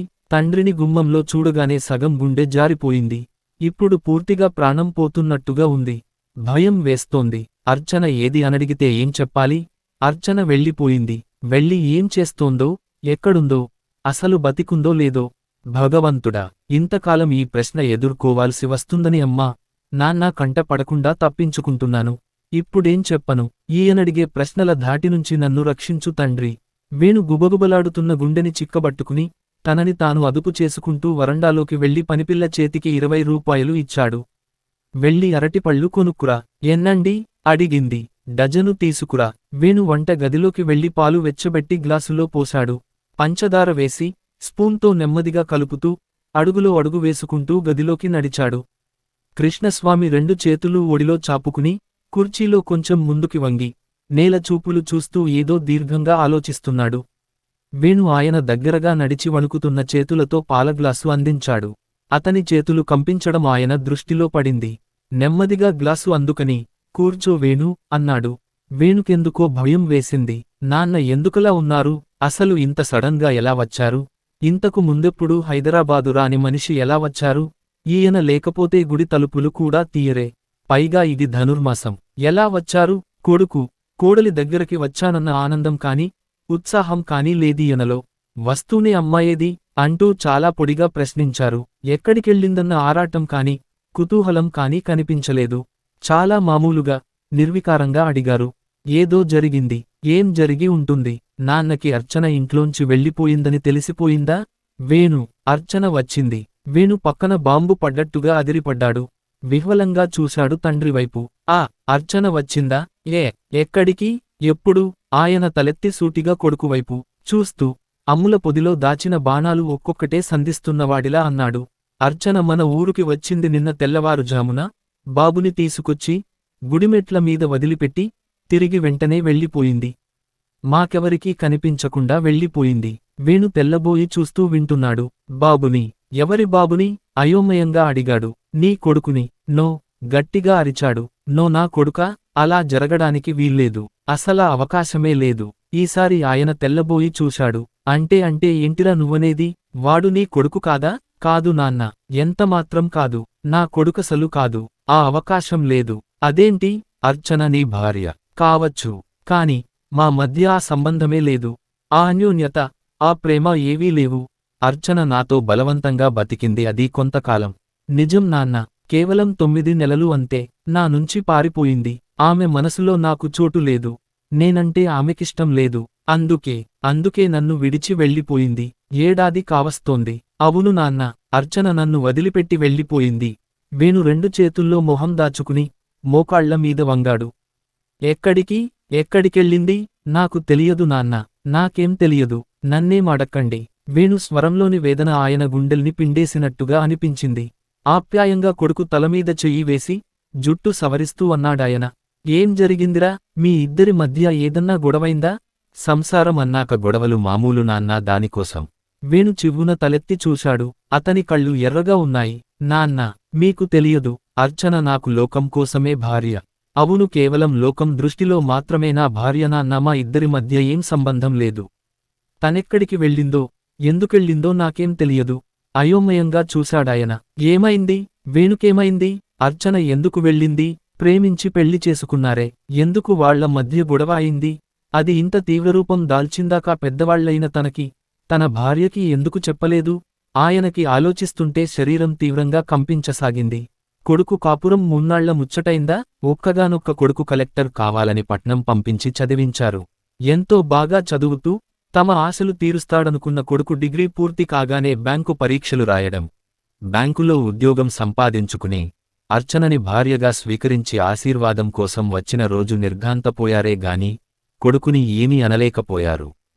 పోనీలే, ఎలాగోలా వాడికి నచ్చిన పద్ధతిలో బతకని, ఎలా బతికినా సుఖంగా ఉంటే చాలనుకున్నారు. కాని ఇదేంటి ఇలా జరిగిందేం? ఆయన అయోమయంగా వేణువైపు చూశాడు. వేణు 2 చేతుల్లో తల పట్టుకుని నేల చూపులు చూస్తూ కూర్చున్నాడు. అతని కళ్ళు నిప్పుకణికల్లా ఉన్నాయి. రగులుతున్న అగ్నిలా ఉన్నాడు. ఆయనకి భయం వేసింది. అసలే భార్య వియోగంతో ఉన్న కొడుకుకి ఇప్పుడు అశనిపాతంలాంటి వార్త తీసుకొచ్చాడు తను. ఆయన పితృహృదయం ద్రవించింది. వేణు, మృదువుగా ప్రేమగా పిలిచాడు. వేణు దీనంగా చూశాడు. నిజం నాన్న, నాకు అర్చన ఎందుకు వదిలి వెళ్ళిందో తెలియదు. నేను తనని ఏమీ బాధపెట్టలేదు నాన్న. ఇంకా తనని ఎప్పుడూ సంతోషపెట్టడానికే ప్రయత్నించా. తనంటే నాకు చాలా ఇష్టం నాన్న. అందుకే ఏదో చెప్పబోయి ఆగిపోయిన కొడుకుని రెట్టిస్తూ అడిగాడు. అబ్బే, ఏం లేదు నాన్న, నాకు తెలియదు తనెందుకు వెళ్ళిపోయిందో. ఎందుకు తెలియదు? తెలుసుకోవాల్సిన బాధ్యత నీది కాదు. నీ భార్య ఇంట్లోంచి వెళ్ళిపోతే ఎక్కడికెళ్ళిందో, ఎందుకెళ్ళిందో, వెళ్ళి ఏం చేస్తోందో తెలుసుకున్నావా? తీవ్రంగా అడిగాడాయన. వేణు ఆవేశంగా చూశాడు. అణుచుకున్న ఆవేశం ఒక్కసారిగా ఉవ్వెత్తున లేచింది. ఎందుకు తెలుసుకోవాలి? చెప్పండి. దానికి ఒళ్ళు పొగరెక్కి వెళ్ళింది. అయాచితంగా లభించిన చక్కటి సంసార జీవితాన్ని అనుభవించడం చాతకాక వెళ్ళిపోయింది. అలాంటి ఆడదాన్ని నేనెందుకు ఖాతరు చేయాలి? చెప్పండి, ఎందుకు చేయాలి? ఆవేశంగా అడిగాడు. అయితే ఈ విషయానికి మా దగ్గర ఇంతకాలం ఎందుకు దాచావురా? అర్చన నిన్ను విడిచి వెళ్ళిందని మాకెందుకు చెప్పలేదింతకాలం? ఈ విషయానికి ఒక్కటే కాదు నాన్న, మీ దగ్గర మరో విషయానికి దాచాను. అందుకే నా కన్నతల్లిదండ్రులను మోసగించినందుకే నేనివాళ ఇలా అనుభవిస్తున్నాను. నన్ను క్షమించండి. బావురుమంటూ ఆయన ఒళ్ళో వాలిపోయాడు వేణు. ఆయన మనసు ఆర్ద్రమైంది. అతని పట్ల వాత్సల్యంతో, అభిమానంతో గుండె కరిగిపోయింది. అప్రయత్నంగా అతని వీపు మీద చేయి వేసి నిమురుతూ, ఎందుకు నాన్నా, ఇంత గరళాన్ని గొంతులో అదిమిపెట్టి అమ్మని, నాన్నని మోసం చేస్తూ బతుకుతున్నావు? మేము చచ్చామనుకున్నావా? అంత మాటనకండి నాన్నా, ప్లీజ్ జరిగిందేవిటో, ఏ పరిస్థితుల్లో నేను అర్చనని పెళ్లి చేసుకోవాల్సి వచ్చిందో చెబుతాను. మీరనుకున్నట్టు నేను అర్చనని గాఢంగా ప్రేమించిన మాట నిజం. తను కావాలని తప్పించిపోయింది నిజం. కాని అర్చనకి నేనంటే ఇష్టం లేదు. అయితే మా పెళ్లి ఎలా జరిగిందని మీకు అనుమానం రావచ్చు. చెపుతాను. వేణు కొన్ని క్షణాలు మౌనంగా ఉండిపోయాడు. జరిగిన సంఘటనలు మరోసారి మనోఫలకం మీదికి తెచ్చుకుని వాటిని తండ్రికి కన్విన్స్ చేసేలా చెప్పడం కోసం రిహార్సల్స్ వేసుకుంటున్నవాడిలా ఉండిపోయాడు. పనిపిల్ల అరటిపళ్ళు తెచ్చిచ్చింది. పండు తినండి నాన్న. పండు అందించాడు. ఆయన వేణు చేతిలోంచి ఆ పళ్ళు తీసుకుని వంటగదిలోకి నడిచి సింక్లో పంపు తిప్పి పళ్లను కడిగాడు. కడిగిన పళ్లల్లోంచి 4 పళ్ళు ఒక ప్లేట్లో పెట్టుకుని తిరిగి వేణు దగ్గరకు వచ్చాడు. ఒక అరటిపండు తీసుకుని కొద్దిగా తొక్కవలచి పండు వేణు నోటికి అందించాడు. వేణు కళ్లల్లో మరోసారి నీళ్లు తిరిగాయి. ఎంత ప్రేమ అమ్మా నాన్నలకి తనంటే. ఒక్కడే కొడుకని ఎంత గారాబంగా పెంచారు. తను కలెక్టర్ కావాలని కలలు కన్నారు. అడిగినంత డబ్బిచ్చి విశాఖపట్నంలో చదివించారు. డిగ్రీ కాగానే సివిల్ సర్వీసెస్కి రాయి నాన్న. మంచి ర్యాంకు తెచ్చుకుని కలెక్టర్ వై మన ఊరికి నేను పుట్టి పెరిగిన ఈ ఊరికి నువ్వు కలెక్టర్గా రావాలిరా అంటూండేవాడు నాన్న. అమ్మ సెలవులకి వెళ్ళినప్పుడల్లా సున్నుండలు వెన్నుండలు అంటూ బలం పెంచే పిండివంటలు చేసి పెడుతూ కొసరి కొసరి కమ్మటి వంటలు వడ్డిస్తూ బాగా చదువుకో నాన్న. పట్నంలో మగపిల్లలు గాలికి తిరుగుతారని అంటున్నారు. మన ఊళ్ళో వాళ్ల ఆలోచన తప్పని నిరూపించాలి అంటూ హితవు చెబుతుండే అమ్మ. ఎంత వాత్సల్యం, ఎంత కరుణ, ఎంత ప్రేమ. చీమకూడా హాని చేయని అమాయకులు అమ్మా నాన్న. ఆ రోజు అర్చనని మెడలో మంగళసూత్రంతో ఇంటికి తీసుకెళ్లే రోజు తనెంతగా భయపడ్డాడు. కాని ఏం జరిగింది? ఆ దంపతులు ముందు నిర్ఘాంతపోయినా, గంటసేపు తనతో మాట్లాడకపోయినా, కొద్దిసేపట్లోనే కోడల్ని ఆప్యాయంగా లోపలికి ఆహ్వానించి మా కోడలు అంటూ ఊరందరికీ పరిచయం చేసుకున్నారు. ఒక్కగానొక్క కొడుకు పెళ్లి అంటూ మరోసారి ఊళ్ళో వాళ్ల కోసం పెళ్లంత ఆర్భాటం చేసి సత్యనారాయణ వ్రతం చేయించారు. అర్చన మెడ వంగిపోయేన్ని నగలతో అలంకరించింది అమ్మ. ఆ నగలు అమ్మకి వాళ్ల పుట్టింటివాళ్లు ఇచ్చినవి. అయినా ఇవి నీకే తల్లి అంటూ అర్చనకి ఇచ్చింది. మహాలక్ష్మిలా నట్టింట అడుగుపెట్టావు, కంటనీరు పెట్టొద్దమ్మా అంటూ అర్చన తడి కళ్లను తన చెంగుతో అద్ది అక్కున చేర్చుకుంది అమ్మ. అలాంటి వాళ్లని తను వంచించాడు. అదే కాదు, అర్చన కూడా. అర్చన చేసిన వంచన, మోసం భయంకరమైనది. అటు వాళ్లని, ఇటు తనని ఘోరంగా, దారుణంగా మోసం చేసింది. వేణు రక్తం సలసలా మరిగినట్టు అయింది. పైగా పిల్లవాడిని తీసుకొచ్చి తన వాళ్ల దగ్గర దింపిందిట. వాడు నా కొడుకా? ఛీ కాపురమే చేయనప్పుడు కొడుకెలా పుడతాడు? ఎవరై ఉంటాడా పిల్లాడు? అర్చన పెళ్లి చేసుకుందా? లేదు, అలా జరగదు. పెళ్లి చేసుకునే ఉద్దేశమే ఉంటే తనని వదిలి ఎందుకు వెళుతుంది? అయితే ఎవరా బాబూ? కొంపదీసి ఆమె జీవితంలో ఏదన్నా దుర్ఘటన. ఒక్కసారి వేణు వణికిపోయాడు. ఎంత సహనం వహించాడు, ఎంత ప్రేమించాడు. అర్చన మనసు మారాలని, మారుతుందని ఎంత ఆశపడ్డాడు. ప్రేమించిన యువతి, కోరుకున్న యువతి భార్య అయి ఒక ఇంట్లో కలిసి బతుకుతూ తనని వెలేసి ముట్టుకోనివ్వలేదు. ఆఖరికి ఆ రోజు వేణు ఆలోచనలు హఠాత్తుగా ఆగిపోయాయి. చెప్పు వేణు, ఏదో చెబుతానన్నావు? కృష్ణస్వామి మాటలకి ఉలిక్కిపడ్డాడు. ఒక్కసారి గాఢంగా నిట్టూర్చి అన్నాడు. చెప్పుతాను నాన్నగారు, మీకిప్పుడు నేను చెప్పి తీరాలి. ఇప్పటికీ చెప్పలేకపోతే నేను మిమ్మల్ని మోసం చేస్తున్నానన్నమాట. ఆయన మంచం మీద వెనక్కివాలి దిండుకి తల ఆంచి అతనివైపు సూటిగా చూశారు. ఏం జరిగింది? ఏ విషయంలో నన్ను మోసం చేశావు ఇప్పటిదాకా? మరోసారి ఉలిక్కిపడ్డాడు వేణు. ఆయనంత సూటిగా అడుగుతాడనుకోలేదు. మౌనంగా ఉన్న వేణుని రెట్టిస్తూ అడిగాడాయన. చెప్పరా, ఏ విషయంలో మోసం చేశావు? నిన్ను ఎంతో ప్రేమగా పెంచుకుని నువ్వేం చేసినా మనసారా దీవించిన మమ్మల్ని మోసం చేయాల్సిన అగత్యం ఎందుకొచ్చింది? అవును, ఎందుకొచ్చింది? ఒకే ఒక్క కొడుకుని ఎంతో ప్రేమగా, అడిగిందల్లా కాదనకుండా, లేదనకుండా చేసిన అమ్మానాన్నల్ని మోసం చేయాల్సిన అవసరం ఎందుకు కలిగింది? వేణు మనసులో తనని తను పదే పదే ప్రశ్నించుకోసాగాడు. మోసం చేయాలని చేయలేదు నాన్నగారు, పరిస్థితులు అలా వచ్చాయి అంతే. ఆ పరిస్థితుల్లో నేనలా చేయాల్సి రావడం నా దురదృష్టమో, అర్చన అదృష్టమో నాకు తెలియదు. కాని నెమ్మదిగా తనలో తాను చెప్పుకుంటున్నట్లుగా అన్నాడు. నాక్కొంచెం టైం కావాలి నాన్న. కృష్ణస్వామి మౌనంగా తల పంకించాడు. వీడి మనసు దెబ్బతింది. నెమ్మదిగా చెప్తాడులే అనుకుంటూ తలగడ మీదకి వాలి కళ్ళు మూసుకున్నాడు. వేణు మనసంతా గందరగోళంగా ఉంది. అర్చన ఏమాత్రం విశ్వాసం లేని స్త్రీ సిగ్గు లేకుండా ఎక్కడెక్కడో తిరిగి ఎవరికో పిల్లవాడిని కని తన తల్లిదండ్రుల వద్ద ఆ పల్లెటూళ్ళలో వదిలిపెట్టి వెళ్లడమా? ఎంత ధైర్యం అతనికి కంపరంగా అనిపించింది. పుట్టి పెరిగిన ఊళ్ళో తరతరాల నుంచి ఒక గౌరవనీయమైన కుటుంబంగా ఊరి ప్రజలందరి అభిమానం, మన్నన పొందుతున్న కృష్ణస్వామిగారు, భ్రమరాంబగారు ఇవాళ వారి కోడలు చేసిన పనికి తలెత్తుకోలేని వాళ్లయ్యారు.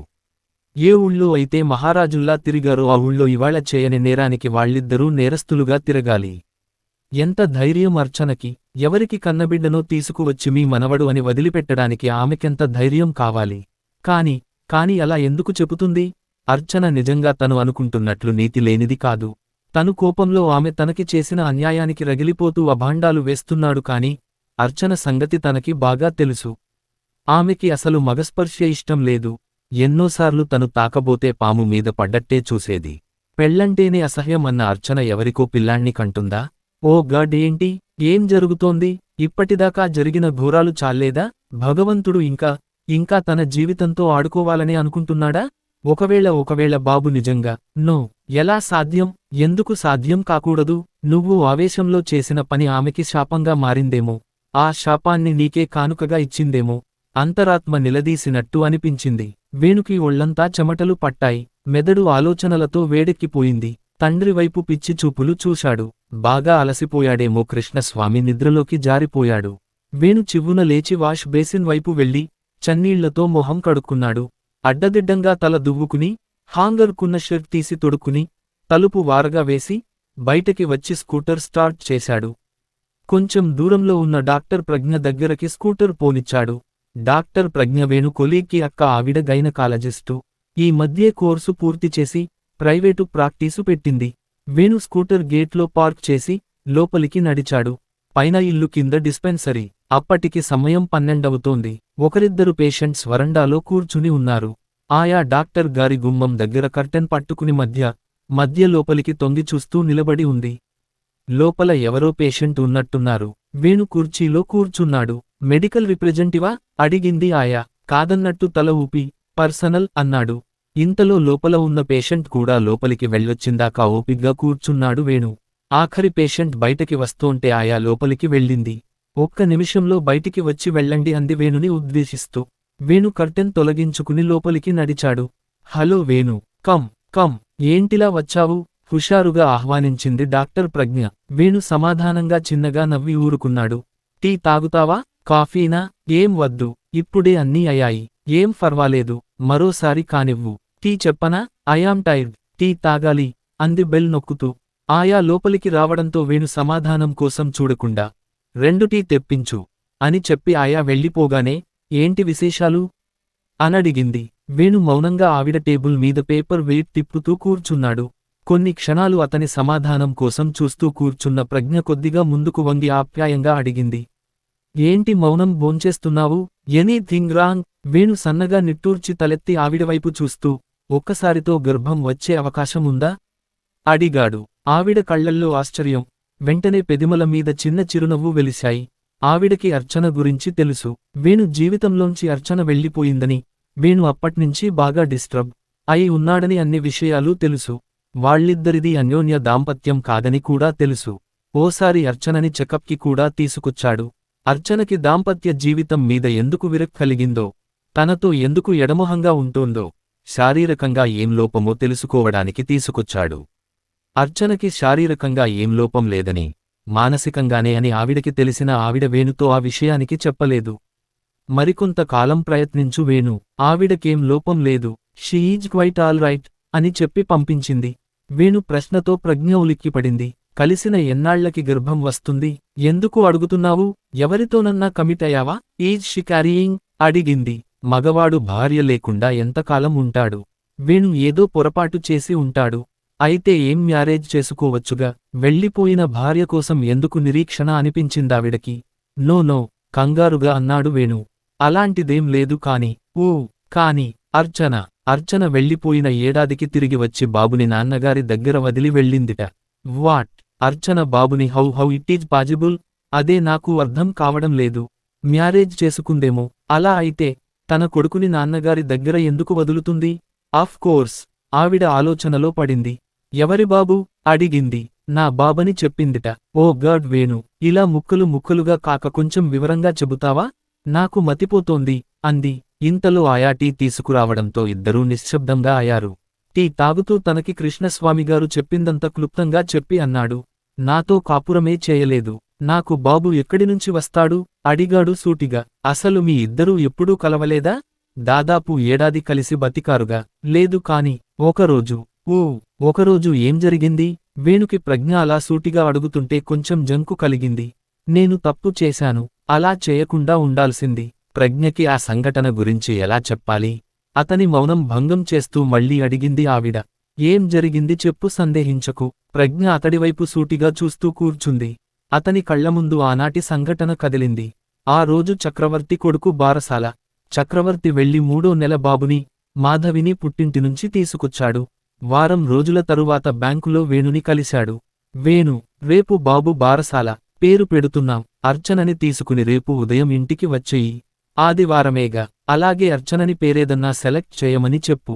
మంచి క్రియేటివ్ నేమ్ అన్నాడు చక్రవర్తి వేణుతో మధ్యాహ్నం లంచ్ టైంలో. ఒకళ్ళకి హైదరాబాదులో, మరొకరికి వరంగల్లో పోస్టింగ్ రావడంతో కొంచెం బాధపడ్డారు. కాని చక్రవర్తి తండ్రి బాగా పలుకుబడి ఉన్న వ్యక్తి కావడంతో చక్రవర్తి కూడా వరంగల్ నుంచి హైదరాబాదుకి 6 నెలల్లో బదిలీ చేయించగలిగాడు. అలా వారిద్దరూ ఒకే బ్యాంకులో, ఒకే బ్రాంచిలో కలిసి పనిచేసే అవకాశం ఏర్పడింది.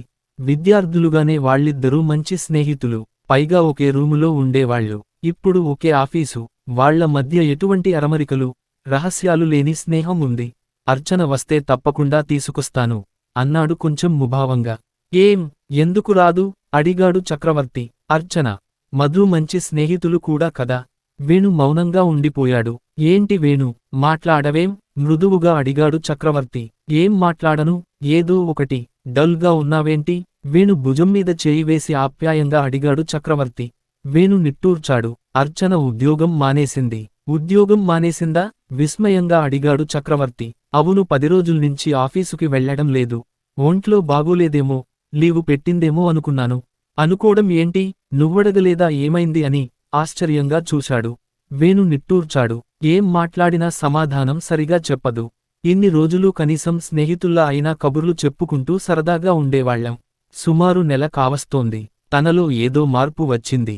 పరధ్యానంగా ఉంటుంది. నవ్వడం మర్చిపోయినట్టుగా ఉంది. మాధవి కూడా సమయానికి డెలివరీకి వెళ్లడంతో అర్చన మనసులో ఏముందో తెలుసుకోవడం ఎలాగో నాకు అర్థం కావడం లేదు. అదేంటి వేణు, నాకెందుకు చెప్పలేదు? మనం రోజూ కలుస్తూనే ఉన్నాం కదా. వేణు మాట్లాడలేదు. ఏం చెప్పాలి? ఎంత ఆత్మీయుడైనా నా భార్య నాతో సరిగా ఉండడం లేదని అస్తమానం చెప్పుకోవడం తనకే అవమానం. చక్రవర్తి పెళ్లి అయిన 5-6 నెలలకే అర్చనని తను వివాహం చేసుకున్నాడు. చక్రవర్తి తండ్రి అయ్యాడు. కాని అర్చన తనని ఒక స్నేహితుడిగా తప్ప భర్తగా అంగీకరించడం లేదు. ప్రతి రాత్రి అర్చన కౌగిలి కోసం తను తపిస్తూనే ఉన్నాడు. 10 కాగానే గుడ్ నైట్ అంటూ తన గదిలోకి వెళ్లిపోయి తలుపేసుకుంటుంది. అప్పటిదాకా ఎన్నో కబుర్లు చెబుతుంది. టిఫిను, వంట చేసి పెడుతుంది. భార్యగానో, స్నేహితురాలిగానో ఉదయం లేచిన దగ్గర్నుంచి తనకి ఏ టైముకి ఏం కావాలో అన్నీ అమరుస్తూ, కులాసాగా బండి వెనకాల కూర్చుని కలిసి ఆఫీసుకి వెళుతూ, సినిమాలు, షికార్లు తిరుగుతూ రాత్రి కాగానే తన నుండి దూరంగా పారిపోయే అర్చన గురించి ఎవరికీ చెప్పుకోవాలి? ఏమని చెప్పుకోవాలి? ఎంతో ప్రేమించి, తపించి, లాలించి, బుజ్జగించి, అనునయించి పెళ్లి చేసుకున్నాడు. తనమీద తల్లిదండ్రులు పెట్టుకున్న ఆశలు కూడా నిరాశ చేసి, అర్చన జీవితం నాశనం కాకూడదని ఆమెని అర్ధాంగిగా చేసుకున్నాడు. తనకి బ్యాంకు ఉద్యోగం రావడం ఆమె అదృష్టం కాదా?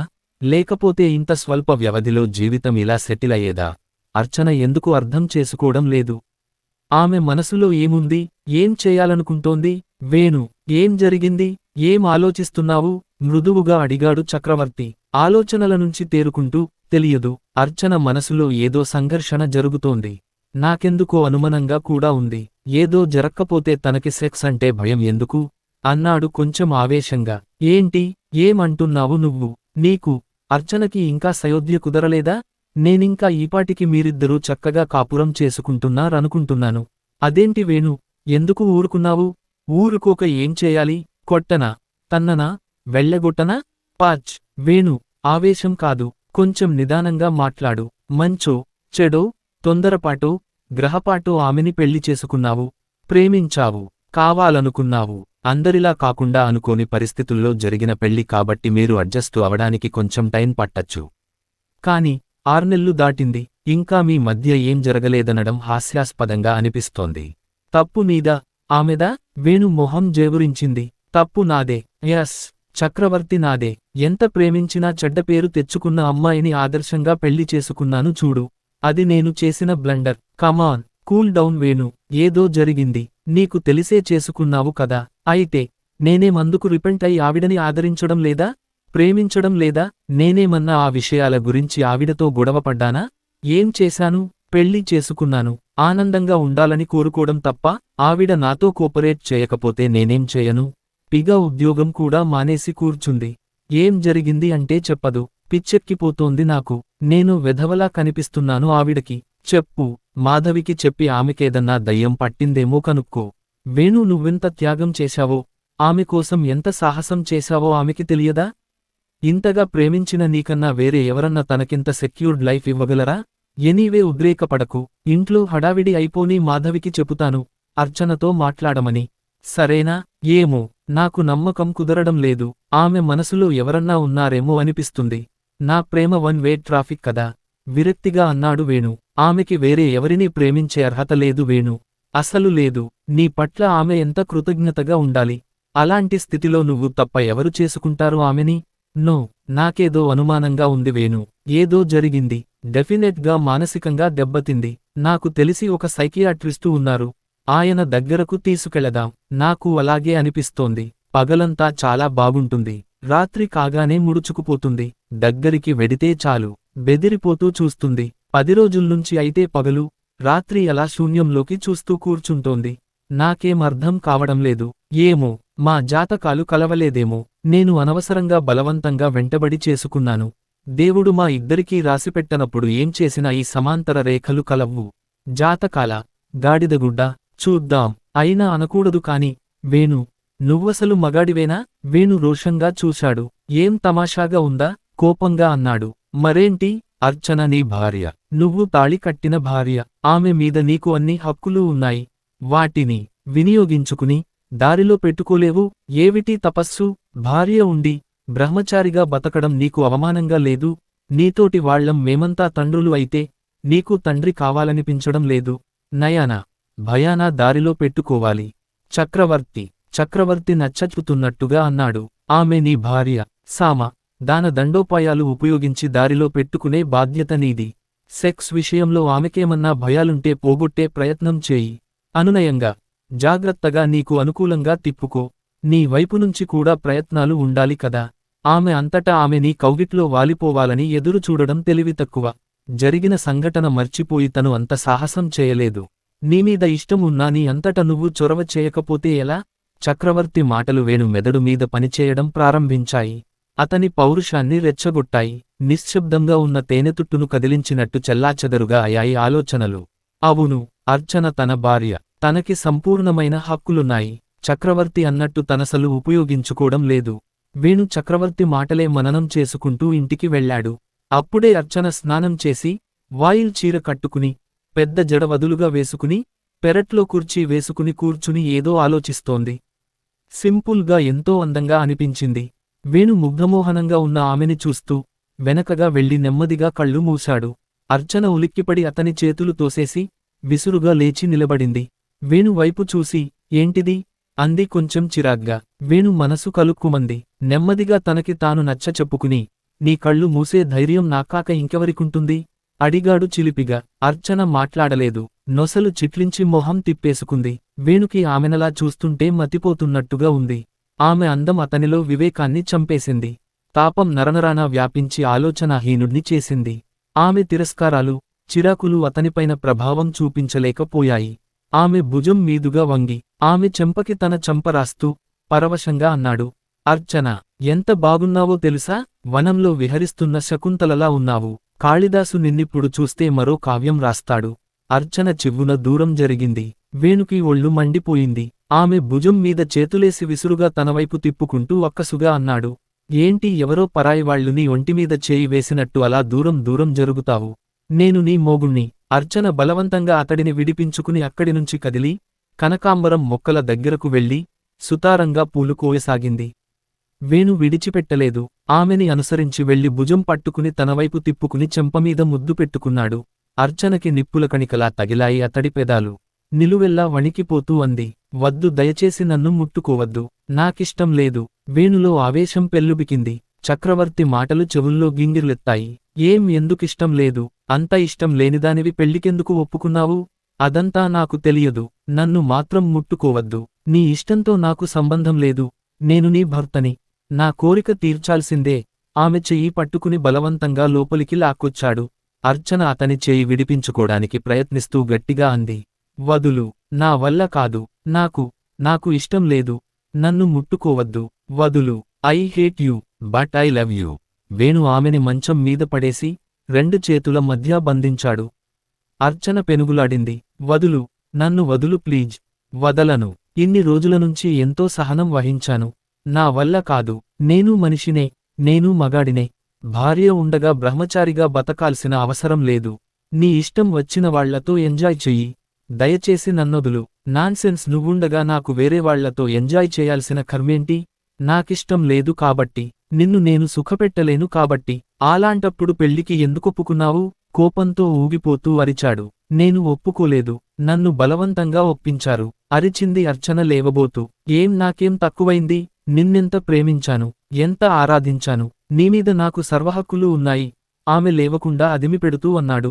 కావచ్చు, అలా అని నాకిష్టం లేకుండా నన్ను అనుభవించే హక్కు నీకు లేదు. ఎందుకు లేదు? లేదు, నన్ను వదులు, వదులు. అతడి చేతుల నుండి వదిలించుకోడానికి పెనుగులాడుతూ ఏడుపు స్వరంతో అంది. వదలను. చెడిపోయిన నీకు నాకన్నా గొప్పవాడు దొరుకుతాడా? అర్చన దెబ్బతిన్నట్టుగా చూసింది. ఏమన్నావు? అవును, నేనేం తప్పు అనలేదు. నువ్వు చెడిపోయావు. నిన్ను నాగరాజు కిడ్నాప్ చేయడమే కాదు, రేప్ చేశాడు. అవునా? నిజం చెప్పు. అందుకేనా నీకు సెక్స్ ఇష్టం లేదు? ఆమె భుజాలు గట్టిగా పట్టుకుని కళ్లల్లోకి సూటిగా చూస్తూ అడిగాడు. ఆమె నిశ్చేష్టురాలైనట్టుగా చూస్తోంది. చెప్పు, నిజం చెప్పు. నేను కాబట్టి, నిన్ను మనసారా కోరుకున్నాను కాబట్టి, అంత జరిగినా పోనీలే అని పెళ్లి చేసుకున్నాను. నీకు మంచి భవిష్యత్తు ఇవ్వాలనుకున్నాను. కాని నువ్వే రాక్షసివి. నీకసలు మనసనేదే లేదు.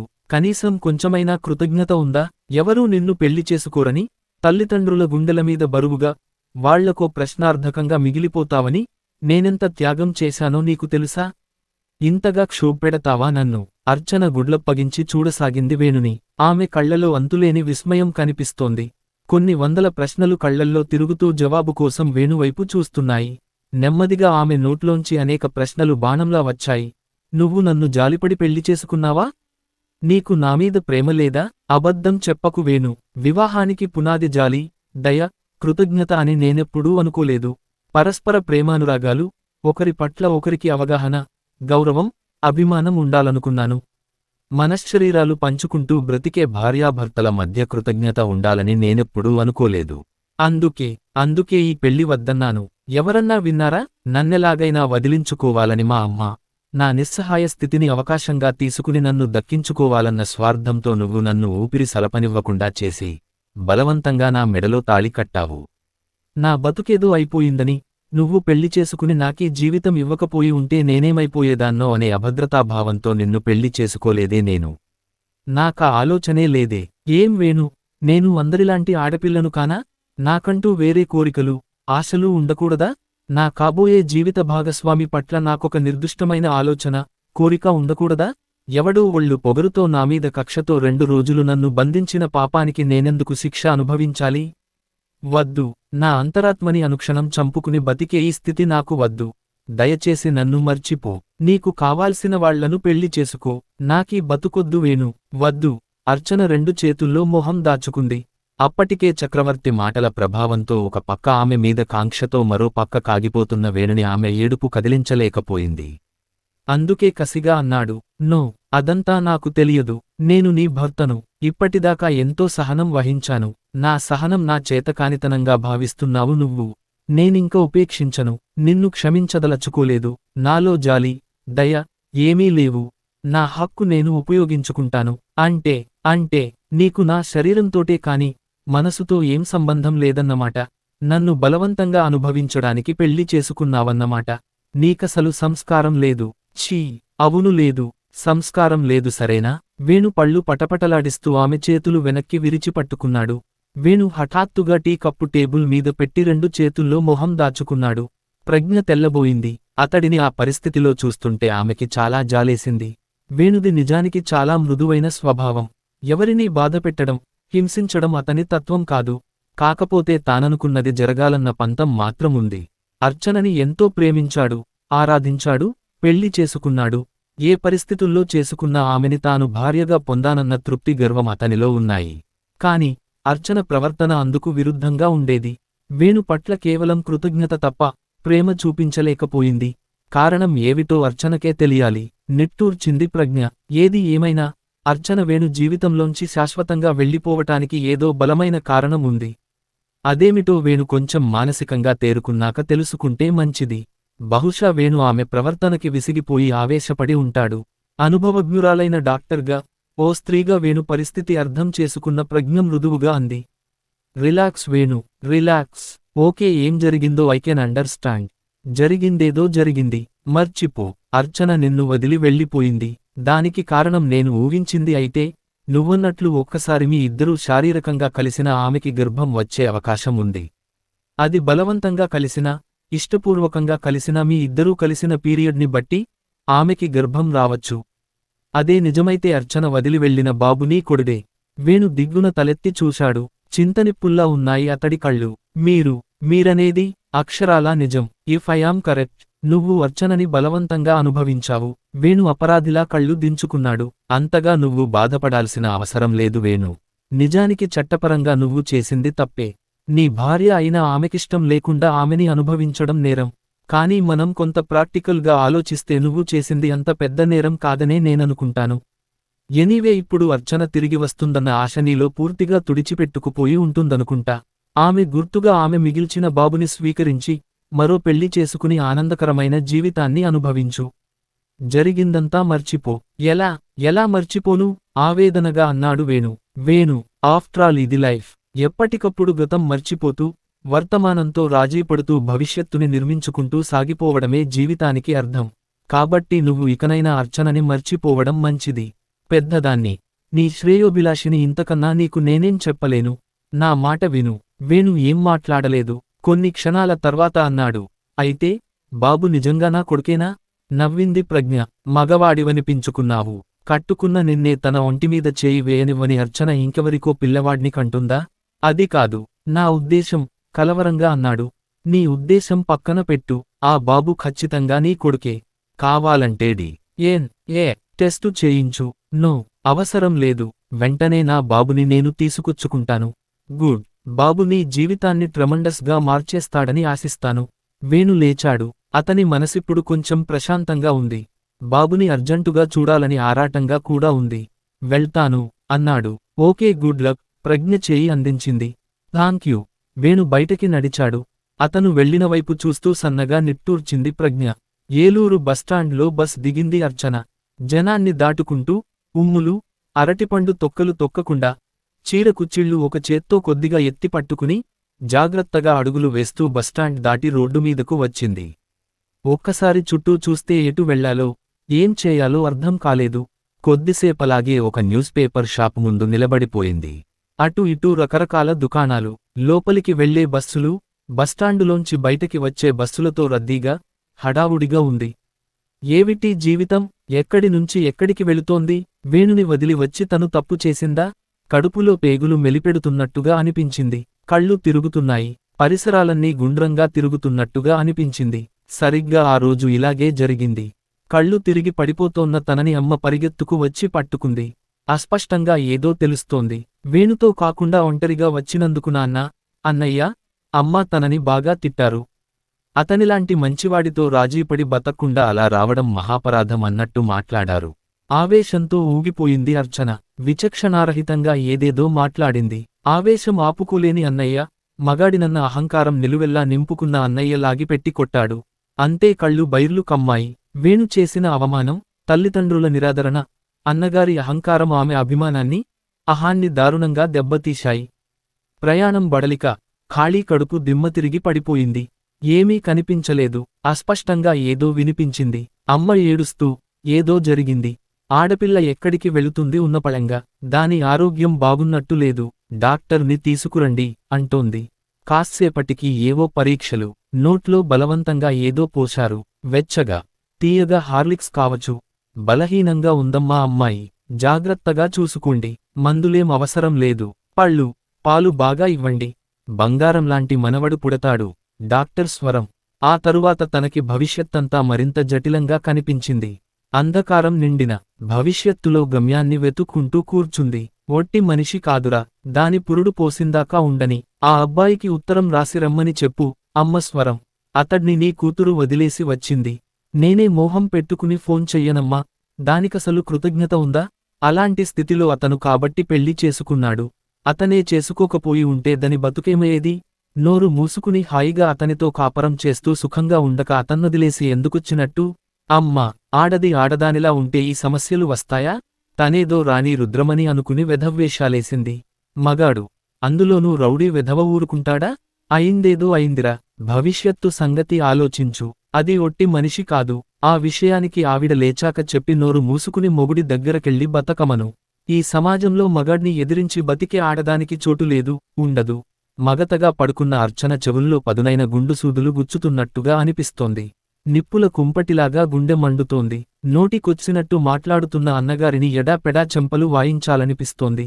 కాని పెదవి దాటి అక్షరం కూడా మాట్లాడలేని దయనీయ స్థితి. ప్రతి మగవాడు ఆడవాళ్ల గురించి ఇలాగే ఆలోచిస్తాడా? మగాడి తరఫునే మాట్లాడతాడు. ఈయనకి వచ్చే భార్య ఎలా బతుకుతుందో. భగవంతుడు దయతలచి ఇతని భావాలకి పూర్తిగా విరుద్ధమైన మనస్తత్వం ఉన్న అమ్మాయి గనక వస్తే. అస్పష్టమైన ఆలోచనలతో కళ్ళు మూతలు పడ్డాయి. సరిగ్గా 10 రోజుల తరువాత కొద్దిగా స్వాంతన చేకూరింది. ఇల్లు అమ్ముడుపోయిందమ్మా. మీరు నాతో వచ్చేయండి. ఇదిగో ఈ 50,000 దానికిచ్చి ఎక్కడికి పోతుందో పొమ్మను. నా దగ్గరికి మాత్రం రావద్దు. నేనక్కడ పరుగుగా బతుకుతున్నా. అన్నగారి స్వరం. అర్చన మనసంతా నిర్వికారంగా అయిపోయింది. తల్లి చేతిలో ఉన్న డబ్బు వైపు చూడలేదు. ఆవిడ పిలుపు వినలేదు. బయటకి వచ్చేసింది. రోడ్డు మీదకు వచ్చిన తరువాత ఎక్కడికి వెళ్లాలో అర్థం కాలేదు. అస్పష్టంగా డాక్టరు మాటలు చెవుల్లో వినిపిస్తున్నాయి. తను గర్భవతి. ఏదైతే జరగద్దు అనుకుందో అదే జరిగింది. వేణు పశుత్వానికి తన భవిష్యత్తు బలైపోతోంది. వద్దు వద్దు అనుకుంటూనే సంసారం ఉచ్చులో బిగుసుకుపోతోంది. ఏ గమ్యం కోసం వేణు ప్రేమని తిరస్కరించిందో, ఏ కలలు నిజం చేసుకోడానికి తనని ప్రేమించినా, ప్రేమిస్తున్నానన్న వారందరినీ ఒక చూపుతో దూరంగా నిలబెట్టిందో ఇవాళ అవన్నీ గర్భంతో సమాప్తం. ఇంక వేణు భార్యగానే బతకాలి. అతని పిల్లలకి తల్లిగా, వాళ్ళింటి కోడలిగా ఒక సామాన్య స్త్రీలా బతకాలి. అసలు ఈ స్థితికి కారకుడైన వాడు నాగరాజు. అర్చన ఆవేశంతో నిలువెల్లా వణికింది. వాడినేం చేసినా పాపం లేదు. అన్యాయంగా తన జీవితంతో ఆడుకున్న ఆ నాగరాజు మీద ప్రతీకారం తీర్చుకోనీకుండా మౌనంగా జీవితంతో రాజీపడి బతకమని అందరూ తనని ఆదేశించారు. తన ప్రతిఘటనని ఎవరూ పట్టించుకోలేదు. తన తప్పు లేకుండా జరిగిన ఒక నీచమైన పరిస్థితికి చిలవలు, పలవలు అల్లుకుని ఏదో జరిగిందని, ఆ జరిగిందానికి పరువు కోసం, కుటుంబ ప్రతిష్ఠ నిలపడం కోసం ఇష్టంలేనివాడిని భర్తగా జీవితాంతం భరించమన్నారు. ఆ ఒక్క సంఘటనను తనకు అనుకూలంగా మార్చుకుని తనని సాధించాలనుకున్న వేణు ప్లాన్కి లొంగిపోయేలా చేశారు. తల వంచి తాళి కట్టించారు. వేణు పట్ల కృతజ్ఞతతో అతనితో సంసారం చేస్తూ జీవితాంతం రాజీపడమన్నారు. ఇది న్యాయమా? ధర్మమా? ఎందుకు రాజీపడాలి? ఆమెకి దుఃఖం పొర్లి వస్తోంది. ఎవరున్నారు తన ఆవేదన పంచుకోడానికి? మాధవి సరిగ్గా సమయానికి అందుబాటులో లేదు. ఉన్న మాధవి కూడా రాజీపడమనే చెబుతుంది. తన బాధ అర్థం చేసుకుందా ఏనాడైనా? వేణు వైపే మాట్లాడుతుంది. ఎంతైనా వేణు స్నేహితుడి భార్య తనకి అన్సేహితురాలు కాగలదా? తనవైపు నుంచి ఆలోచించగలదా? గాఢంగా నిట్టూర్చింది అర్చన. సడన్ గా నీలిమ గుర్తొచ్చింది. తనకున్న ఒకే ఒక ఆప్తురాలు నీలిమ. 5 ఏళ్ల స్నేహం. తన మనసు తెలుసు, తన ఆశయం తెలుసు, తన కలలు తెలుసు. నీలిమకి తన కల తెలుసు. యస్, నీలిమ దగ్గరకి వెళ్ళాలి. ప్రస్తుతం తనని ఆదుకోడానికి ఉన్నది నీలునే. అర్చన మనసుకి కొంచెం ఊరట లభించినట్టు అయింది. హమ్మయ్య! చిరుచీకట్లో చిన్న ఆశాకిరణం నీలు. అర్చన ఒక నిర్ణయానికి వచ్చిన దానిగా ఆటో పిలిచింది. ఎక్కి కూర్చుని రామకృష్ణ చీచ్కి పోనీయమంది. ఆటో కదిలింది. వేడిగాలి ఒక్కసారిగా మొహాన్ని తాకింది. నీలిమ, అర్చన ఇంటర్ నుంచి డిగ్రీ దాకా క్లాస్మేట్స్. ఒకే కాలేజీలో చదువుకున్నారు. దాదాపు 2 ఏళ్లు. నీలిమ వాళ్లు కూడా అర్చన ఇంటి పక్కనే అద్దెకుండేవాళ్లు. నీలిమ పేరెంట్స్కి కూడా అర్చనంటే ఎంతో ఇష్టం. అర్చన తెలివితేటలు, చలాకీతనం వాళ్లకి ఎంతో ఇష్టం. నీలిమ కొంచెం పిరికిగా ఉండేది. నలుగురిలోకి వెళ్లడానికి జంకేది. నీలిమకి కొంచెం ధైర్యం, చొరవ నేర్పమని అస్తమానం చెప్పేవాళ్లు. ఆ తరువాత రామకృష్ణ బీచ్ దగ్గరగా ఒక అపార్ట్మెంట్లో ఫ్లాట్ కొనుక్కుని షిఫ్ట్ అయిపోయారు. ఆ ఫ్లాట్కి అర్చన చాలాసార్లు వెళ్ళింది కూడా. తప్పకుండా తనకి ఆశ్రయం ఇస్తారు. నీలిమకి అన్ని విషయాలు చెప్పుకుంటే మనసుకి కొంచెం శాంతి లభించవచ్చు. కన్నతల్లి కడుపులో పెట్టుకుంటుందని ఆశపడింది. కాని ఆవిడ కొడుకు చేతిలో బానిస. కొడుకు ఎలా ఆడితే అలాగే ఆడుతుంది. ఆటో ఆగింది. అర్చన డబ్బులిచ్చి ఒక్కసారి నిలబడి అపార్ట్మెంట్ని పైదాకా చూసింది. 5 అంతస్తులు 3వ అంతస్తులో నీలిమ వాళ్ల ఫ్లాటు. కార్ పార్కింగ్ దాటి లెఫ్ట్ దగ్గరకి సూట్ కేసు లాక్కుంటూ వెళ్ళింది. లెఫ్ట్లో 3వ అంతస్తు చేరుతోంటే ప్రాణ స్నేహితురాలిని కలుస్తున్నానన్న ఆనందంతో ఒక్క క్షణం మనసు దూదిపింజలా తేలిగ్గా అయినట్లనిపించింది. కాలింగ్ బెల్ మీద కుడిచేయి చూపుడు వేలు పెట్టి నొక్కింది. 2 క్షణాల్లో తలుపు తెరుచుకుంది. ఎదురుగా నీలిమ తల్లి జగతి. నమస్తే ఆంటీ, నవ్వింది అర్చన. ఆవిడ కళ్లల్లో ఆశ్చర్యం. నువ్వా? ఎక్కడ్నించి వస్తున్నావు అర్చన? రా రా లోపలికి రా, పక్కకి తప్పుకుని అర్చనని ఆహ్వానించింది. ఎవరు జగతి? అంటూ లోపల్నించి వచ్చిన ఆనంద్ అర్చనని చూసి ముందు ఆశ్చర్యపోయి, అర్చనా, బాగున్నారా అంకుల్? అనడంతో, ఆ బాగున్నాను, నువ్వెలా ఉన్నావు? అడిగాడు. కాని ఆ అడగడంలో మునుపటి ఆప్యాయత కనిపించలేదు. నీలూ లేదాంటి? అడుగుతూ సూట్ కేసు ఒక పక్కగా గోడకానించి లోపలికి తొంగి చూసింది అర్చన. నీలూనా? తన పెళ్ళయింది, స్టేట్స్కి వెళ్ళిపోయింది. నీకు తెలియదా? జగతి ఆశ్చర్యంగా అడిగింది. వాట్? నీలూ పెళ్ళయిందా? నాకు తెలియకుండా, నన్ను పిలవకుండా నీలూ పెళ్లి చేసుకుందా? ఎంత అన్యాయం! మీ ఇంటికి కార్డు పంపించాం, మీ అమ్మగారు చెప్పలేదా? పెళ్ళయి 2 నెలలయింది, వెంటనే అమెరికా వెళ్ళిపోయింది. అమ్మ నాకేం చెప్పలేదు, అయినా నేను అమ్మని అడగలేదు అంటూనే ఆలోచనలో పడింది అర్చన. అమ్మా, తను ఈ విషయాలు మాట్లాడుకునే సమయం, సందర్భం ఏం వచ్చిందని, తన రాకే అనుకోని అతిథి రాకలా ముగ్గురూ భావించి ఇబ్బంది పడ్డారు. ఎప్పుడొచ్చావు హైదరాబాదు నుంచి? మీ అమ్మగారు, నాన్నగారు బాగున్నారా? పాపం నీ వలన చాలా మానసిక క్షోభ అనుభవించారు. అయినా ఆడపిల్ల కొంచెం ఒదిగి ఉండాలి అర్చన. మగాళ్లతో సమానంగా కయ్యానికి కాలు దువ్వితే నష్టపోయేది మనమే. నీ అందానికి, నీ తెలివితేటలకి కొంచెం వినయం, సహనం, మన్నన ఉండి ఉంటే మా నీలులాగా మంచి ఫారెన్ సంబంధం వచ్చేది. చూడు గతిలేక చేసుకున్నట్టయింది. ఇంతకీ మీ ఆయనకి ఏదన్నా ఉద్యోగం దొరికిందా? ఎలా ఉన్నారు? నిన్ను బాగానే చూసుకుంటున్నాడా? పాత ఆంటీ కాదు ఈవిడ, మారిపోయింది. ఒక మామూలు స్త్రీలాగా నిందలు, నిష్ఠూరాలు, అవమానించడానికి ప్రయత్నించటం లాంటివి చేస్తోంది. అక్కడ ఒక్క క్షణం ఉండాలనిపించలేదు. ఆ భార్యాభర్తలిద్దరి మొహాల్లో ఒకనాడు తాము అభిమానించిన అమ్మాయి, వాళ్ల కూతురితో సమానంగా ఇంట్లో తిరిగిన అమ్మాయి వచ్చిందన్న భావన కనిపించడం లేదు. మనస్ఫూర్తిగా, ఆదరంగా ఆహ్వానించటం లేదు. స్నానం చేస్తావా, భోంచేశావా లాంటి ప్రశ్నలు వేయలేదు. పరిస్థితి తను ఊహించిన దానికి భిన్నంగా ఉండడంతో అర్చనకి ఒక్క క్షణం కూడా ఉండాలనిపించలేదు. నెమ్మదిగా సూట్ కేసు హ్యాండిల్ పట్టుకుని డోర్ వైపు చూస్తూ, దుఃఖాన్ని అంచుకుంటూ, ఆయన బ్యాంక్ ఆఫీసర్గా ఉద్యోగం చేస్తున్నారు. వస్తానాంటీ, ఇటు వెళుతూ మిమ్మల్ని నీలూని చూసి వెడదామని వచ్చాను. వెళ్ళొస్తాను అంది. భోంచేసి వెళ్ళమ్మా, మామూలుగా అంది జగతి. అర్చన నవ్వింది. ఆమె నవ్వు జగతికి ఇబ్బందిగా అనిపించింది. ఎంత ప్రేమ నా మీద అన్నట్టుంది. నిజానికి అర్చనకి సాయం చేయాలనే ఉంది ఆవిడకి. అర్చన స్వభావం, ఆమె ధైర్య సాహసాలు, ఆమెలోని నిక్కచ్చిదనం అన్నీ తెలుసు జగతికి. కాని ఈ సమాజంలో అనేక వేల లక్షల మంది ఆడవాళ్లలా ఆమె కూడా భర్త ఇష్టాయిష్టల మీద ఆధారపడి బతుకుతున్న ఒక సాధారణ స్త్రీ. అర్చన జీవితంలో జరిగిన ఒకే ఒక్క దురదృష్టకర సంఘటన విన్న తరువాత అతను చేసిన కామెంట్స్ గుర్తున్నాయి. మగవాడు కొన్ని సందర్భాల్లో ఆడపిల్ల పట్ల చేసే విమర్శలు అమానవీయంగానే కాదు అసహ్యంగా కూడా ఉంటాయి. తన భర్త గొప్ప మనసు ఆవిడకి తెలుసు. అర్చనతో ఆ ఇంటికున్న అనుబంధంతో అర్చన ధైర్యంగా నేనిక్కడ కొన్నాళ్లు ఉండాలనుకుంటున్నాను అని నిర్మోహమాటంగా చెప్పే చనువు ఉంది. కాని ఆ చనువుని ఇంకో విధంగా ఉపయోగించుకునే నీచత్వం తన భర్తలో కూడా ఉండవచ్చునన్న భయం అర్చనని చూస్తున్న కొద్దీ జగతి మనసులో కలుగుతూనే ఉంది. నిస్సహాయస్థితిలో ఉన్న ఆ ఆడపిల్లకి తనింట్లో ఆశ్రయం ఇవ్వడంలో ఆ పిల్లకి ఉపకారం కన్నా అపకారమే ఎక్కువ జరిగే అవకాశం ఉంది. అందుకే జగతి అర్చనని ఆహ్వానించలేకపోయింది. అంతేకాదు, ఆమె మీద తన మనసులో ఉన్న అభిమానం, సానుభూతి కూడా బయటపడకుండా జాగ్రత్తపడడానికి ప్రయత్నిస్తోంది. అందుకే అర్చన నవ్వు ఆమెని బాధించింది. ఎక్కడ తన మాటలో ఆప్యాయత కనిపిస్తుందోనన్నట్టు పొడిపొడిగా అంది. ఆ విషయానికి అర్చన గ్రహించిందన్న బాధ ఆమెలో కలిగింది. లేదాంటీ, నా కోసం అమ్మ ఎదురు చూస్తుంటుంది. వస్తాను. అర్చన చరచరా నడిచి లెఫ్ట్ దగ్గరకు వెళ్లడంతో జగతి నిట్టూర్చింది. మనసు దిటవు చేసుకుని వెనక్కి తిరిగిన జగతికి తన భర్త చూపులోని భావం కడుపులో తిప్పినట్లై లోపలికి వెళ్ళిపోయింది. అర్చన వెనక్కి తిరిగి చూడలేదు. ఆమెకి అర్థమైపోయింది, తనని ఎవరూ అర్థం చేసుకోలేరు. కన్నతల్లే అర్థం చేసుకోలేనప్పుడు ఇంకెవరో అర్థం చేసుకుంటారన్న ఆశ అర్థవిహీనం. అవమానించారన్న బాధ దేనికి? బాధ, ఆవేదన, అవమానాలు, తిరస్కారాలు వీటిని మౌనంగా స్వీకరించగలిగిన నాడు తాను జీవితాన్ని జయించిన మహారాణి అవుతుంది. యస్, జయించాలి.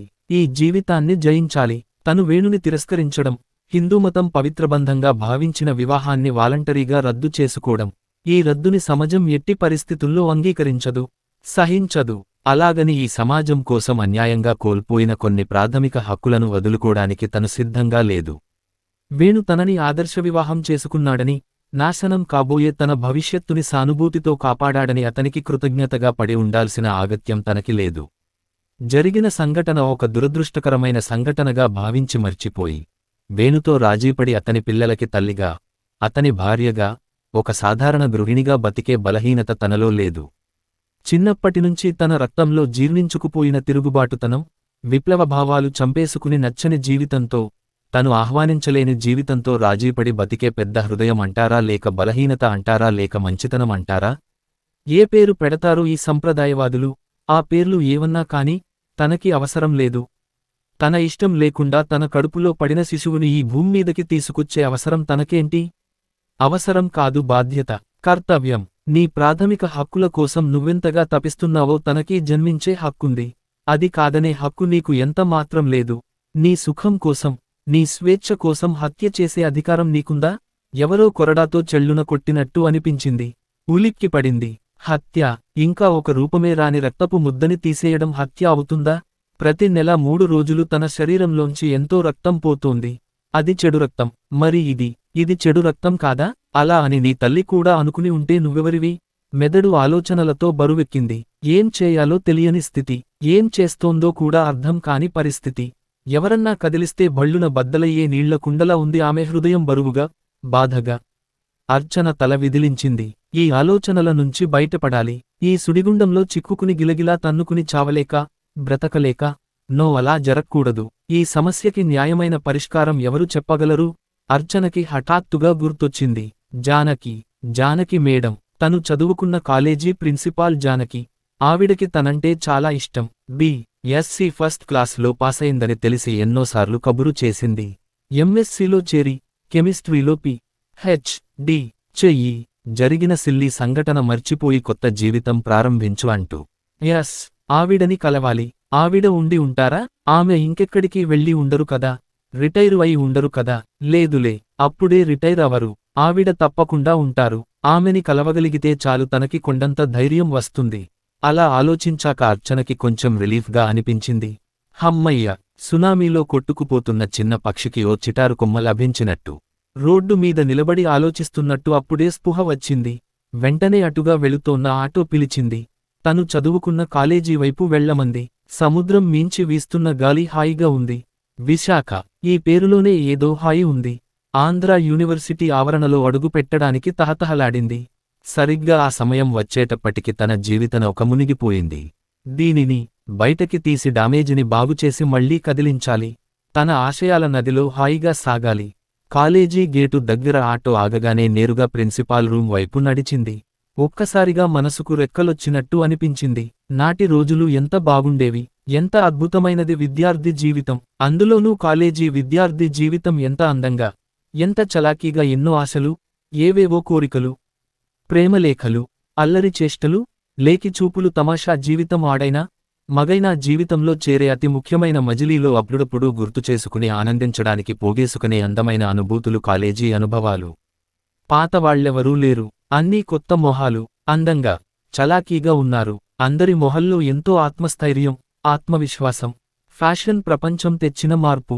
సుమారు 2 ఏళ్లు కాలేజీ నుండి బయటకి వచ్చి, 2 ఏళ్లలో ఎంత మార్పు. ఆడపిల్లల్లో ఏదో ధైర్యం కనిపిస్తోంది. వాళ్ల నడకలో, నవ్వులో వ్యక్తిత్వం, ధీమా. ఎక్కడినుంచి వచ్చింది వీళ్లకీ ధీమా? కాలం తెచ్చిన మార్పా? ఎంత మంచి మార్పు. వాళ్లందరినీ గమనిస్తూ ప్రిన్సిపాల్ రూమ్ దగ్గరకు వచ్చింది. గుమ్మం పక్కన స్టూలు మీద కూర్చున్న ఫ్యూన్ సింహాచలం అర్చనని గుర్తుపట్టి చప్పున లేచాడు. బాగున్నారా అమ్మాయిగారు? విప్పారిన మొహంతో ఆప్యాయంగా పలకరిస్తున్న సింహాచలాన్ని చూడగానే ఎంతో ధైర్యం వచ్చింది అర్చనకి. బాగున్నాను సింహాచలం. నువ్వెలా ఉన్నావు? నాకేం తల్లి, మీ అందరి దయవల్ల హాయిగా ఉన్నాను. నీ జీవితమే అన్యాయమైపోయింది. ఆము. శుభ్రంగా తిరుగుతున్నాడు. లక్షల కట్నం తీసుకుని పెళ్లి చేసుకున్నాడు. స్థానువైంది అర్చన. వాడు పెళ్లి చేసుకున్నాడా? అదీ కట్నంతో. ఎవరిచ్చారు వాడికసలు ఆడపిల్లని? వాడొక రాక్షసుడు. ఆనాటి రావణాసురుడికి కొంచెం నీతి ఉంది. నేటి రావణాసురుడైన ఆ వెధవకి నీతిలేదు, నియమం లేదు. అలాంటివాడికి లక్షల కట్నం ఇచ్చి అమ్మాయి జీవితాన్ని పణం పెట్టిన ఆ తల్లిదండ్రులెవరో. పోనీలేమ్మా, బంగారం లాంటి కుర్రాడు మిమ్మల్ని కోరి పెళ్లి చేసుకున్నాడు. సుఖంగా ఉన్నారు కదా? అర్చన తడబడుతూ అంది. ఆ బాగున్నాను. మేడం ఉన్నారా సింహాచలం? Madam retire అయ్యారమ్మా. 4 నెలలైంది. రిటైర్ అయ్యారా? అప్పుడేనా? ఆవిడ కూతురు అమెరికా వెళ్ళింది కదమ్మా. ఆవిడకి పిల్లలు. వాళ్లని చూడ్డానికి అమ్మగారు వెళ్లాల్సి వచ్చింది. ఆవిడక్కూడా ఆరోగ్యం బాగోలేదు. అందుకే వాలంటరీ రిటైర్మెంటు తీసుకున్నారు. అంటే ఇప్పుడు అమెరికాలో ఉన్నారా? లేదమ్మా, వెళ్ళి వచ్చారు. వచ్చి కూడా 10 రోజులైంది. మన దగ్గరనుంచి రావాల్సిన డబ్బులు ఇంకా ఉన్నాయి. వాటికోసం వచ్చి వెళుతున్నారు. నిన్న వచ్చారు. ఈ రోజు రాలేదు. మేడం ఇల్లు తెలుసా సింహాచలం? తెలియకేం? తెలుసమ్మా. నన్ను తీసుకెళతావా అక్కడికి? అమ్మగారితో చాలా పనుంది నాకు. అలాగే తల్లి. ఇంకో అరగంటలో కాలేజీ అయిపోతుంది. వెళదాం. కాస్సేపు కూర్చోండి. అలాగే. అర్చన కూర్చోడం కోసం చుట్టూ చూసింది. రూమ్ గుమ్మానికి బయట 2 పక్కలా బెంచీలున్నాయి. ఆమె చూపులు గ్రహించినవాడిలా అన్నాడు సింహాచలం. లోపల కూర్చోమ్మా. వద్దులే సింహాచలం. అలా ఒక్కసారి కాలేజీ మొత్తం చూసి వస్తాను. వెళ్ళిరా తల్లి. సింహాచలం చూపుల్లో కనిపిస్తున్న ఆప్యాయతకి చలించిపోయింది అర్చన. చదువు, సంధ్యా లేని ఈ వ్యక్తిలో ఉన్నపాటి సంస్కారం కూడా తనవాళ్లెవరికీ లేదు. నిట్టూర్చి నెమ్మదిగా అక్కడినుంచి కదిలి తను తిరిగిన పరిసరాలను చూడడానికి బయలుదేరింది. వేణు ప్రజ్ఞ దగ్గర్నుంచి బయలుదేరి నేరుగా ఇంటికి వెళ్లకుండా పార్కుకెళ్ళి కూర్చున్నాడు. అదృష్టం బాగుంది కాబట్టి ఉదయం తాను చెప్పిందేదీ తండ్రి వినలేదు. విని ఉంటే కథలో వచ్చిన చిత్రమైన మార్పుని అబద్ధంగా కొట్టేసేవారు. అర్చన దోషిగా మిగిలిపోయేది ఆయన దృష్టిలో. ఇప్పుడు అర్చన సంగతి, తన సంగతి పక్కన పెడితే తామిద్దరూ చేసిన తప్పుకి ఒక పసిప్రాణం బలి కాకూడదు. బాబు తన రక్తం. వేణు ఛాతీ ఉప్పొంగింది. నేను తండ్రినయానా? దోషి అయితే అయ్యాను. కాని తండ్రినయ్యాను. చాలు. చక్రవర్తి ఇచ్చిన స్ఫూర్తితో ఆ రోజలా తాను రెచ్చిపోకుండా ఉండి ఉంటే ఎప్పటికీ తండ్రి అయ్యేవాడు కాదు. అది కూడా అర్చన ద్వారా. ఇప్పుడు అర్చన లేకపోయినా ఆమె ప్రతిరూపం బాబు ఉన్నాడు. బాబులో అర్చనని చూసుకుంటూ బతికేయచ్చు. అర్చనని ఎంత ప్రేమించాడు, ఎంత ఆరాధించాడు. ఆమె తనని ఒక గడ్డిపోచలా తీసేసినా, అవమానించిన ఆమె వెంటపడి ఆఖరికి ఆ రోజు ఆ సంఘటన జరక్కపోయి ఉంటే అర్చన తనకి దక్కేదా? ఆమె ఆశలు, ఆశయాలు చాలా ఉన్నతమైనవి. వాటిని దాటి ఎట్టి పరిస్థితుల్లో కూడా ఆమె తన ప్రేమని అంగీకరించేది కాదు. ఒక విధంగా ఆ సంఘటన ఆమెకి శాపం, తనకి వరంగా పరిణమించింది. కాని ఇప్పుడు అనిపిస్తోంది అది వరం కాదు, ఇద్దరికీ శాపమే అని. సార్, పల్లీ కావాలా? ఆలోచనలు చెదరగొట్టిన ఆ కుర్రాడి మీద బాగా కోపం వచ్చింది వేణుకి. తమాయించుకుంటూ వద్దు అన్నాడు. తీసుకోండి సార్, ప్లీజ్ సార్, ప్రాధేయపూర్వకంగా అడిగాడా కుర్రాడు. వేణుకి కొంచెం జాలేసింది. వాడిని అక్కడినుంచి పంపేస్తే మళ్లీ అర్చన గురించిన ఆలోచనలోకి వెళ్ళిపోవచ్చన్నట్టుగా జేబులోంచి 10 రూపాయల నోటు తీసి పల్లీలు కొన్నాడు. కుర్రాడు హుషారుగా పల్లీ అని అరుస్తూ వెళ్ళిపోయాడు. 10 ఏళ్ల ఆ కుర్రాడిని చూస్తుంటే వేణుకేదోలా అనిపించింది. చదువుకోవాల్సిన వయసులో వాడికి కర్మేంటి? ఏ తల్లి కని వదిలేసిందో పాపం ఇలా బాలకార్మికుడిగా బతకాల్సి వచ్చింది. బాలకార్మికుడు. వేణు సడన్గా ఏదోగా అనిపించింది. బాలకార్మికుడిగా ఎందుకయ్యాడు? వాడి తల్లి, తండ్రి వదిలేశారా వాడిని? తల్లి, తండ్రి వదిలేసిన పిల్లలు ఇలా అవుతారు. అవును. వేణు ఆపాదమస్తకం వణికింది. వెంటనే బాబు గుర్తొచ్చాడు. బాబుని తెచ్చుకోవాలి, వెంటనే తెచ్చుకోవాలి. తన ప్రాణానికి ప్రాణంగా, తన కంటిపాపలా వాడిని పెంచుకోవాలి. అర్చన కసాయిది, తాను కసాయివాడు కాదు. తన బాబుని తను పెంచుకుంటాడు. వేణుకి ఇంక ఒక్క క్షణం కూడా అక్కడ కూర్చోవాలనిపించలేదు. ఎలా ఉన్నాడో తన రక్తం పంచుకు పుట్టిన బాబు. వాడిని చూడాలి. అవును చూడాలి. వెంటనే తనతో తెచ్చుకోవాలి.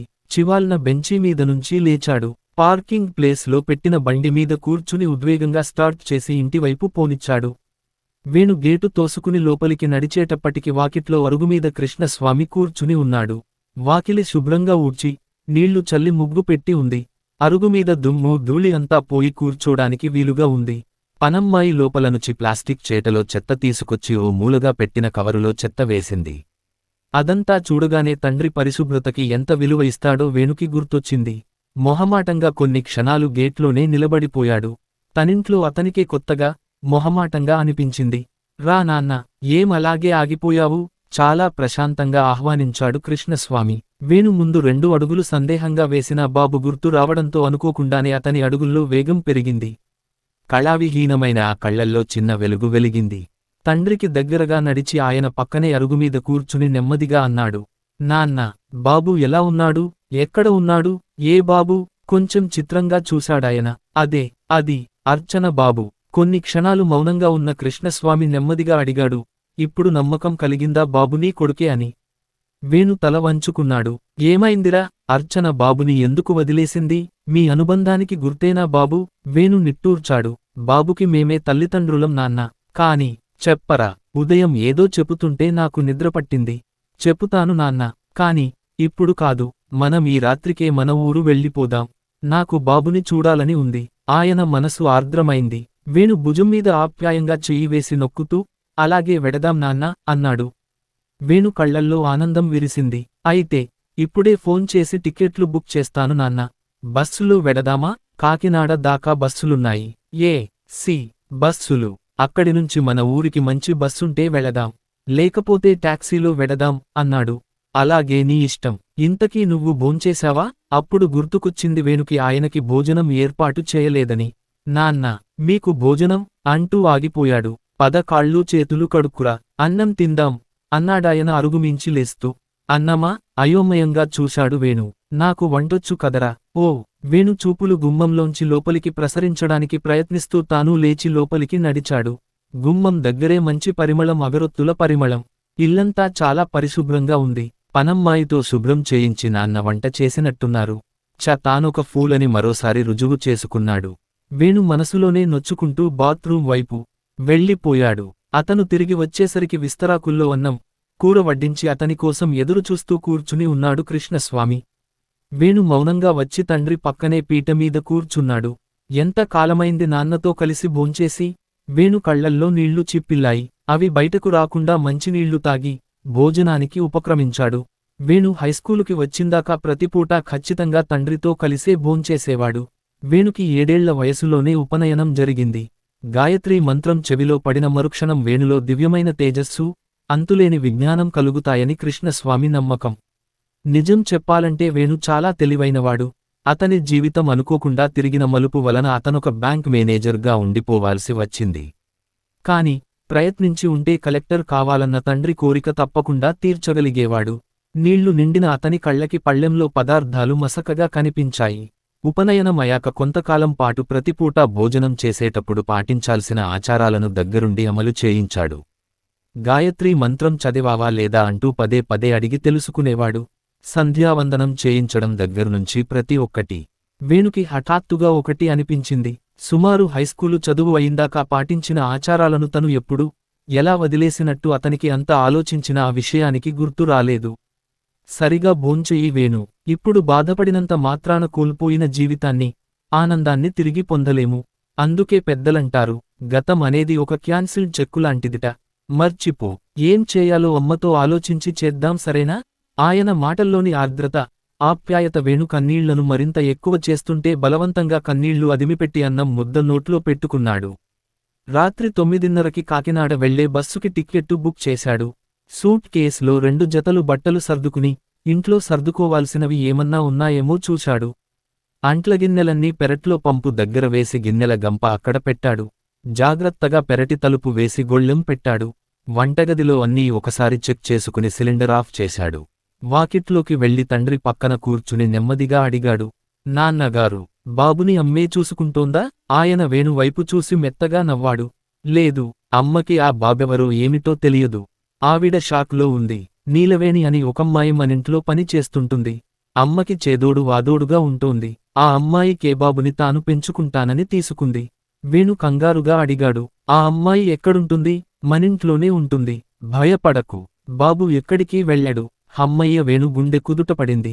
ఏటీఎంకి వెళ్ళొస్తాను నాన్నా అంటూ బయటికి వెళ్లబోతున్న వేణుని వారిస్తూ అన్నాడు కృష్ణస్వామి.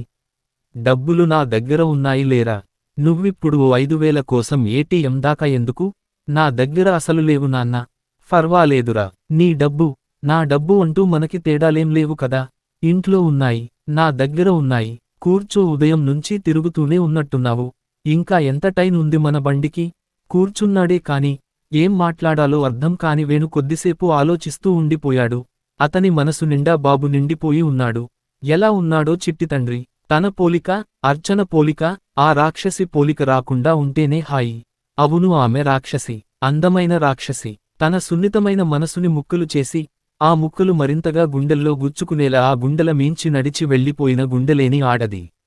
అందమైన ఆ రూపం వెనక ఎంత కాఠిన్యం, ఆ మనసు ఎంత పాషాణం. అలాంటి ఆడదాన్ని ప్రేమించడం తను చేసిన పొరపాటు.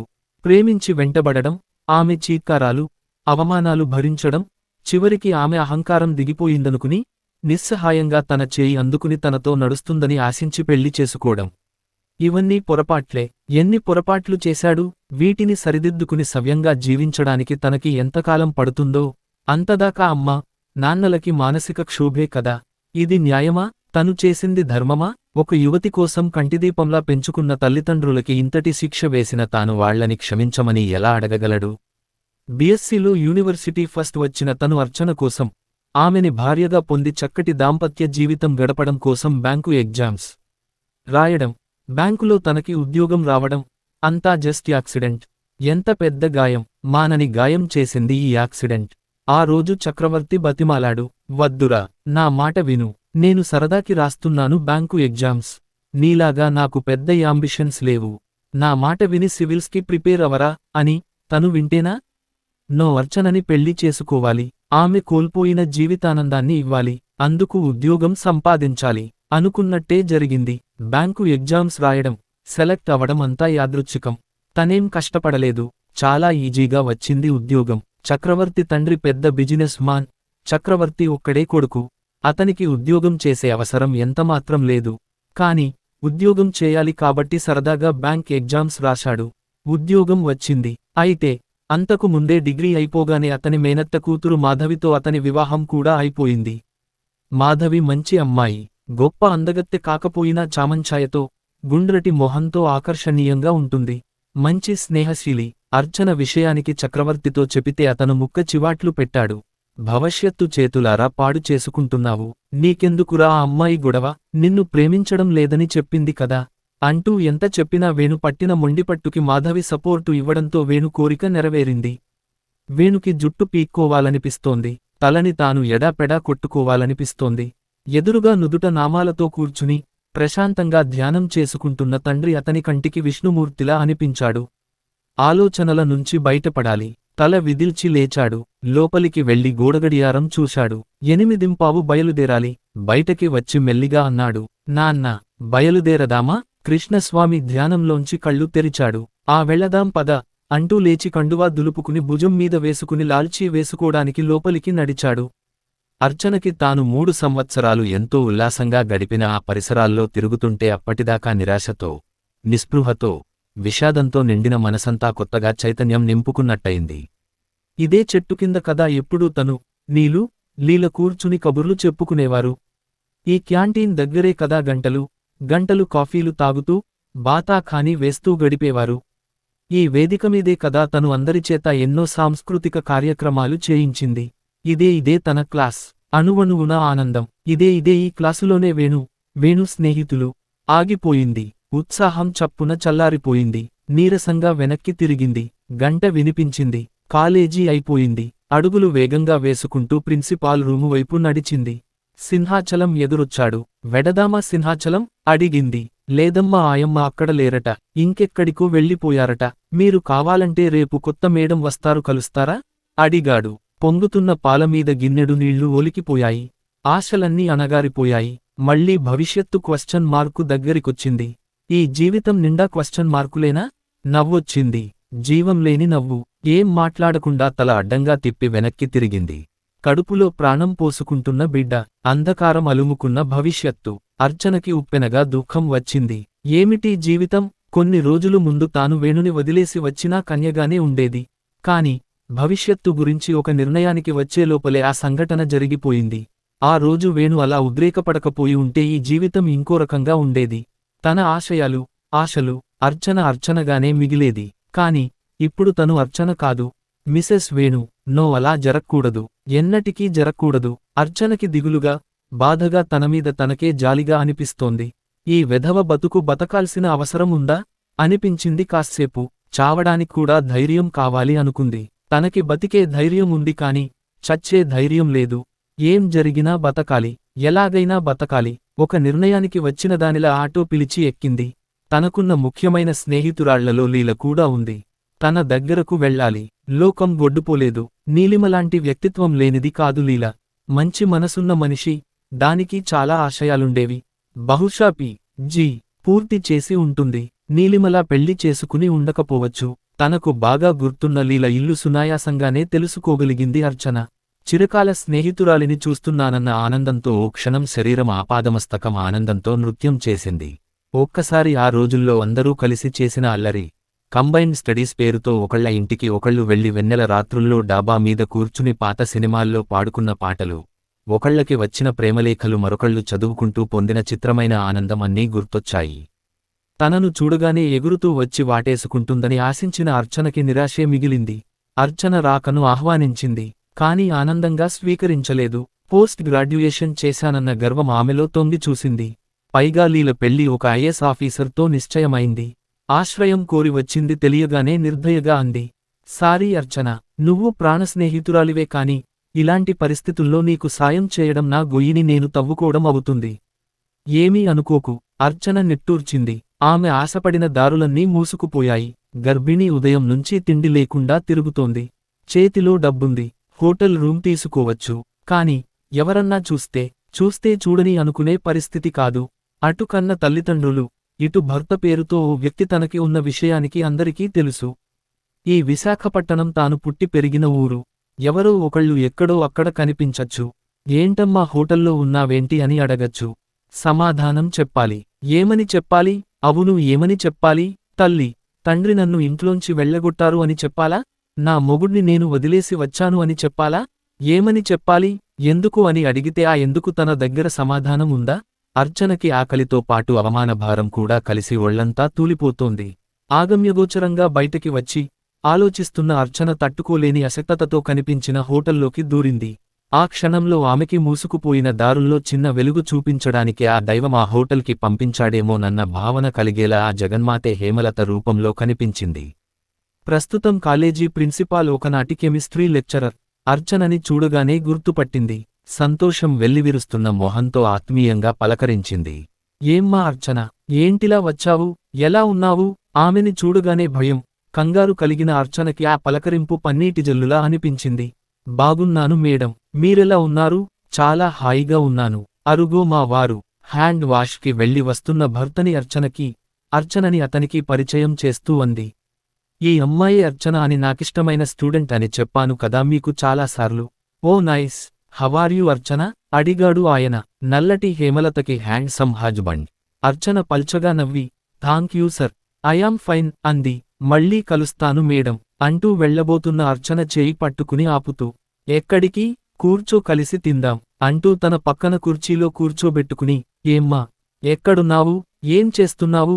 ప్రశ్నల పరంపరం ప్రారంభించింది. తప్పించుకుందామనుకున్న పరిస్థితి ఎదురవడంతో తప్పేలా లేదనుకున్న అర్చన, తర్వాత మాట్లాడదాంలే మేడం అంది. ఆమెకిప్పుడు హేమలతతో పర్సనల్గా మాట్లాడాలని ఉంది.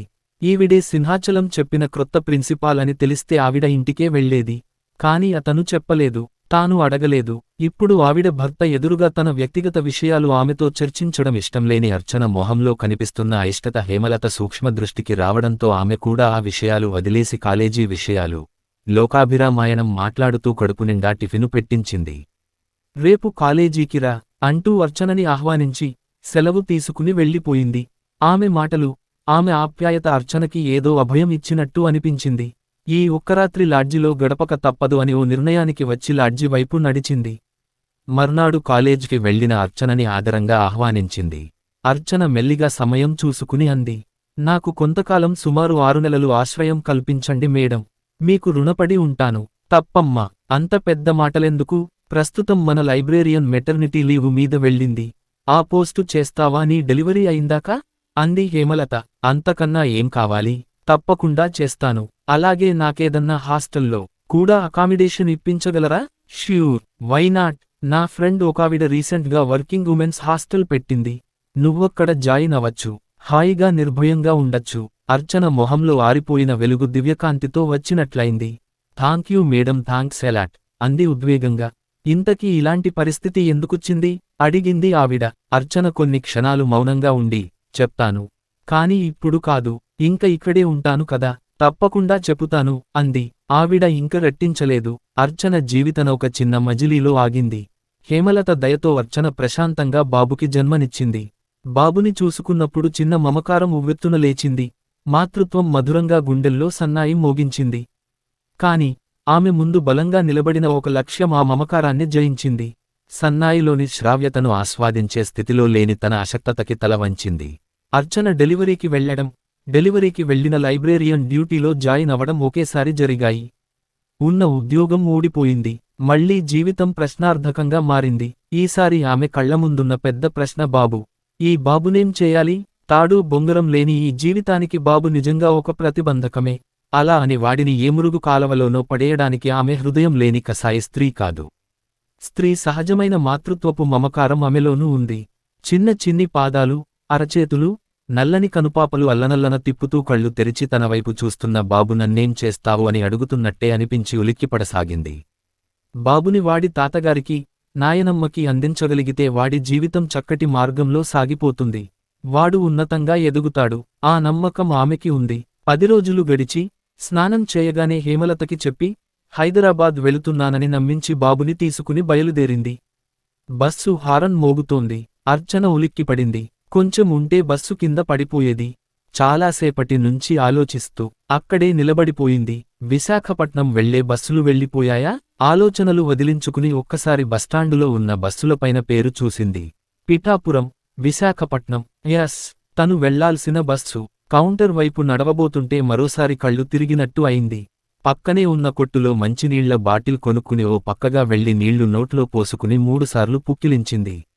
మిగిలిన నీళ్లు తాగింది. తిరిగి కొట్టు దగ్గరకి నడిచి బాయిలర్లో మరుగుతున్న కాఫీ వైపు చూసి ఒక కప్పు ఇవ్వమంది. వేడివేడి కాఫీ తాగాక ఎంతో బలం వచ్చినట్టు అనిపించింది. పర్సు తెరిచి డబ్బులిచ్చి కౌంటర్ వైపు నడిచింది. పగలు కాబట్టి రిజర్వేషన్ అవసరం లేదు. టిక్కెట్టు తీసుకుని కొన్ని క్షణాల్లో కదలబోతున్న బస్సు ఎక్కి సీటులో కూర్చున్నాక రిలాక్స్గా వెనక్కి వాలి, కళ్ళు మూసుకుంది. అర్చన విశాఖపట్నం బస్ డిపోలో బస్సు దిగింది. ఆ గాలి సోకగానే ఏదో నిశ్చింత, ఏదో ఆశ.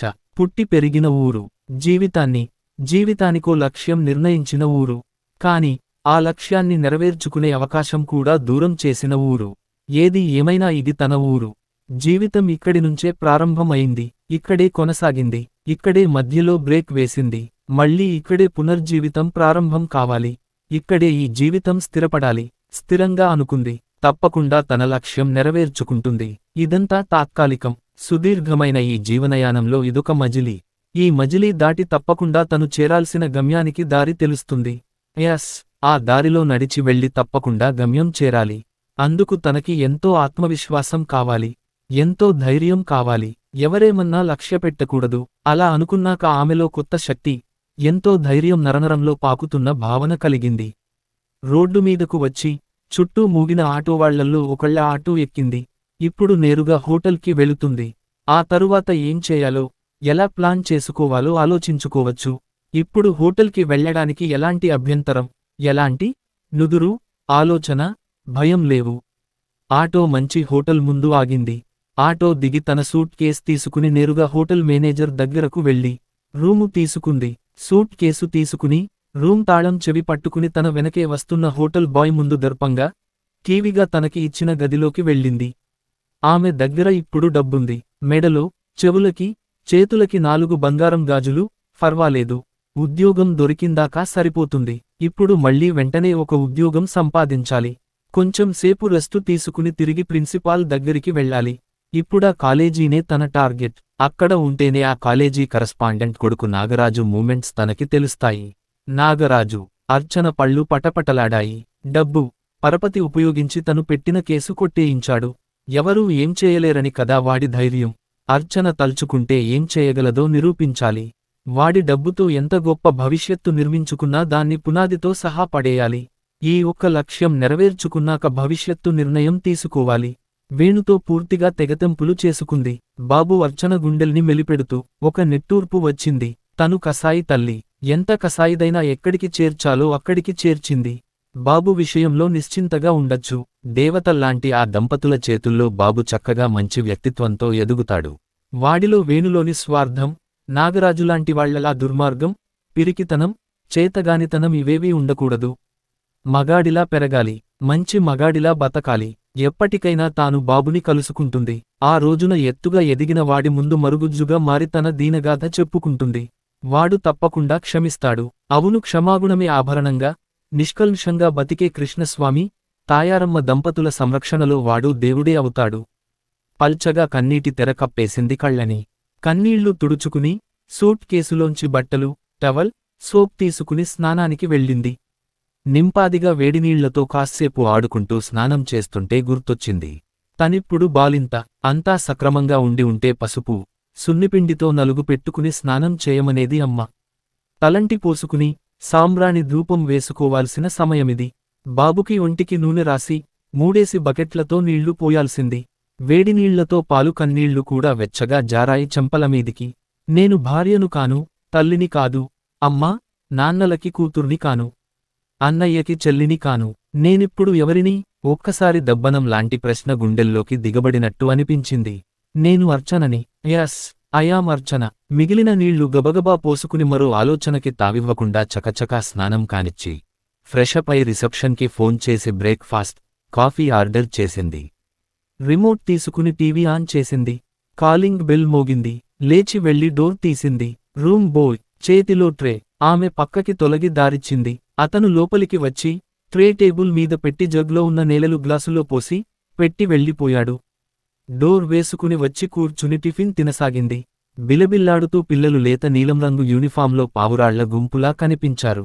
పెద్ద గేటు దాటి లోపలికి వెళితే విశాలమైన ప్రాంగణం. వరుసగా 4-5 బిల్డింగులు. సమయం ఉదయం 8:30. స్కూలు బెల్ మోగింది. మోడువారిన వనం చిగురించి, పూలసౌరభాలతో నిండినట్టు అయింది అర్చన మనసు. రండి అర్చనగారు, ఇప్పుడు ప్రేయర్, రండి వెళదాం. సర్వం మరిచిపోయినట్టు నిలబడిపోయిన అర్చన దగ్గరకు వచ్చి స్నేహంగా పిలిచింది హేమలత పరిచయం చేసిన నళిని టీచర్.